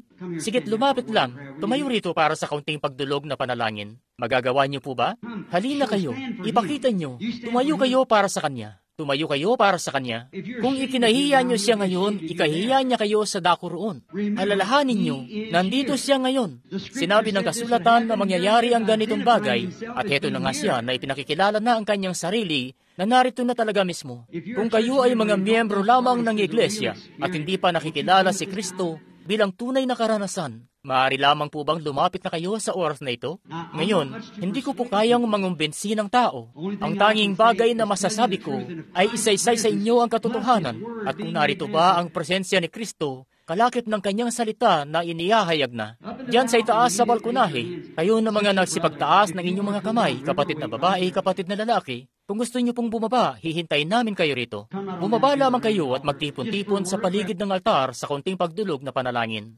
Ipaalam nyo sa mundo, ipaalam nyo kay Jesus na kayo hindi nahihiya, na nagnanais talaga kayo na maging tunay na Kristiyano. Maaari ba kayong lumapit na habang naghihintay tayo ng isang sandali o dalawa? Kaanib sa iglesia, malahininga, tumalikod sa pananampalataya. Maaari bang lumapit na kayo at tumayo rito kasama nila ngayon?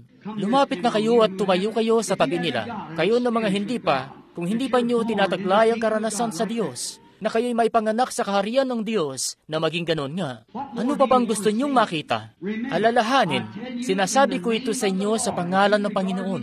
Kung ako'y itinuturing nyong lingkod niya, ito na ang huling tanda na makikita ng iglesia ayon sa kasulatan.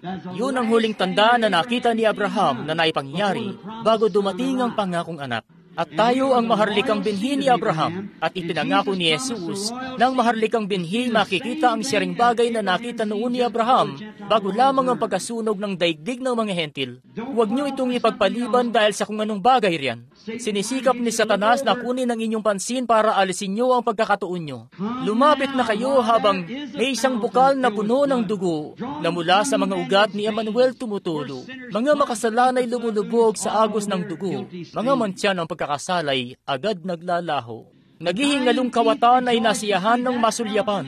Ang bukal na iyan sa kanyang kapanahunan. Maging ako man, gaya niya sa karumihan, lahat ng pagkakasala ko ay nahugasan. Maaari ba kayong lumapit na tanggapin na ito ngayon? Naghihintay ako ng konti pang sandali. Baka mayroon pang lalapit at tatayo rito para sa pananalangin. Ngayon, hinihiling ko sa mga ministro rito, mga kapatid, na pumarito kayo at tumayo kasama ko sa palibot habang tayo'y mananalangin. At sa mga ministrong nariyan, na may malasakit din naman, at heto ang ilang mga tao sa inyong pamayanan, na pupunta sa inyong simbahan o ano paman, na kayo'y may malasakit sa mga kaluluwang ito na makalapit kay Kristo, at nananampalataya nga kayo na ito talaga si Jesus Kristo. Ngayon, tandaan nyo nga, hindi ako si Jesus Kristo. Ako'y inyong kapatid, isang makasalanang naligtas sa pamamagitan ng biyaya. Ako'y gaya rin nyo naman. Pero si Jesus Kristo nga, ang Espiritu Santo ang narito sa atin ngayon. Tinutupad ang kanyang salita. Hindi naman niya kailangang gawin ito, pero nangako nga siyang gagawin niya ito. Hindi naman kailangan ni Jesus na magpagaling ng mga may sakit, pero sinabi nga ng Biblia, ginawa niya ito upang matupad ang pangako tungkol sa Kanya. Ngayon, hindi natin alintana anumang pangalan ng iglesia ang kinabibilangan nyo. Kung kayo ay nananampalataya na si Jesus Kristo ay narito talaga, kung kayo ay nananampalataya na may karanasan ng muling kapanganakan ng bautismo ng Espiritu Santo, mga ministro, lumapit na kayo mismo dito sa mga tao rito. Pumarito kayo mismo sa kanila. Patungan nyo sila ng inyong mga kamay. Tayo maghahandog ng pananalangin para sa kanila. Hinihiling ko po sa kongregasyon natin dito na kayo'y maging mapitagan sa abot ng makakaya nyo pansumandali. Malalaman natin ang pagkilos na gagawin ng Espiritu Santo. Sige po, lumapit lang. Sumama kayo sa mga tao. Palibutan nyo sila, bawat isa. Ngayon, alalahanin nyo, may isang bagay lang na maaari nyong gawin. Yun ay tanggapin ang ipinangako niya sa inyo. Nakikita nyo na ba ang realidad ng pagkabuhay na maguli ni Kristo? Ngayon, hinihiling ko sa kongregasyon na tumayo lamang ng ilang minuto bilang pamimitagan at paggalang sa kanila. Bawat isa sa inyo ay manampalataya na ngayon. Ihayag nyo ang lahat ng mga bagay na inyong nagawa. Yun lang ang maaari nyong gawin at humingi kayo sa Diyos na patawarin kayo at tanggapin nyo ito, sampalatayanan ito. Ngayon, ang bawat isa ay manalangin sa sarili nilang paraan. Makalangit naming Ama, kami po'y dumudulog sa iyo kasama ang mga kaluluwa rito na nagsisisi. Ang muntingang kwentong iyon tungkol sa nanay na usa ay tumimo ng husto sa pinakakaibuturan na ang mga tao ay maibunsod sila na gumawa ng isang bagay o makita ang isang bagay na tunay gaya ng reyna na yun ng katimugan na nanggaling pa sa wakas ng lupa upang pakinggan ang karunungan ni Solomon. At isang lalo pang dakila kaysa kay Solomon ang narito, ang tagapagligtas ng sangkatauhan, si Jesus Kristo ng Nazaret. Iyo pong iligtas sila, Ama. Patawarin ang kanilang pagkakasala, hugasan ang kanilang mga kaluluwa ng dugo ng kordero, at bigyan sila ng karanasan na maipanganak na Kristiyano. Wala nang ibang hayop, wala nang anupaman ang makakagawa ng bagay na yon, kundi ang nanay na usa lamang. Yun kasi siya. Iyo pong pagkalooban kami ng ganong karanasan, Panginoon, ngayon. Isang karanasan na may panganak muli sa kaharian ng Diyos habang narito ang Espiritu Santo. Iyo pong ipagkaloob ito, Panginoon. Iyo pong ipagkaloob ito, Panginoon. Ngayon, inyo pong ipikit ang inyong mga mata. Itaas niyo ang inyong mga kamay at sabihin niyo, maghaya kayo ng pagtatapa at sabihin, Jesus, ako'y sumasampalataya na ngayon. Kunin mo ako sa katayuan kong ito. Wala po akong anumang magagawa. Iyo pong pagalingin ang katawan kong lipos ng karamdaman. Kunin mo ako, Panginoon. Nananampalataya akong narito ka. Ang Espiritu Santo ay narito at ipinakikilala ang kanyang sarili. Iyong iligtas ako sa pamamagitan ng iyong biyaya, Panginoon. Ito lamang ang nalalaman ko na magagawa ko sa pangalan ni Jesus Kristo. Kapatid na Grant, maaari mo bang pangunahan kami sa pananalangin?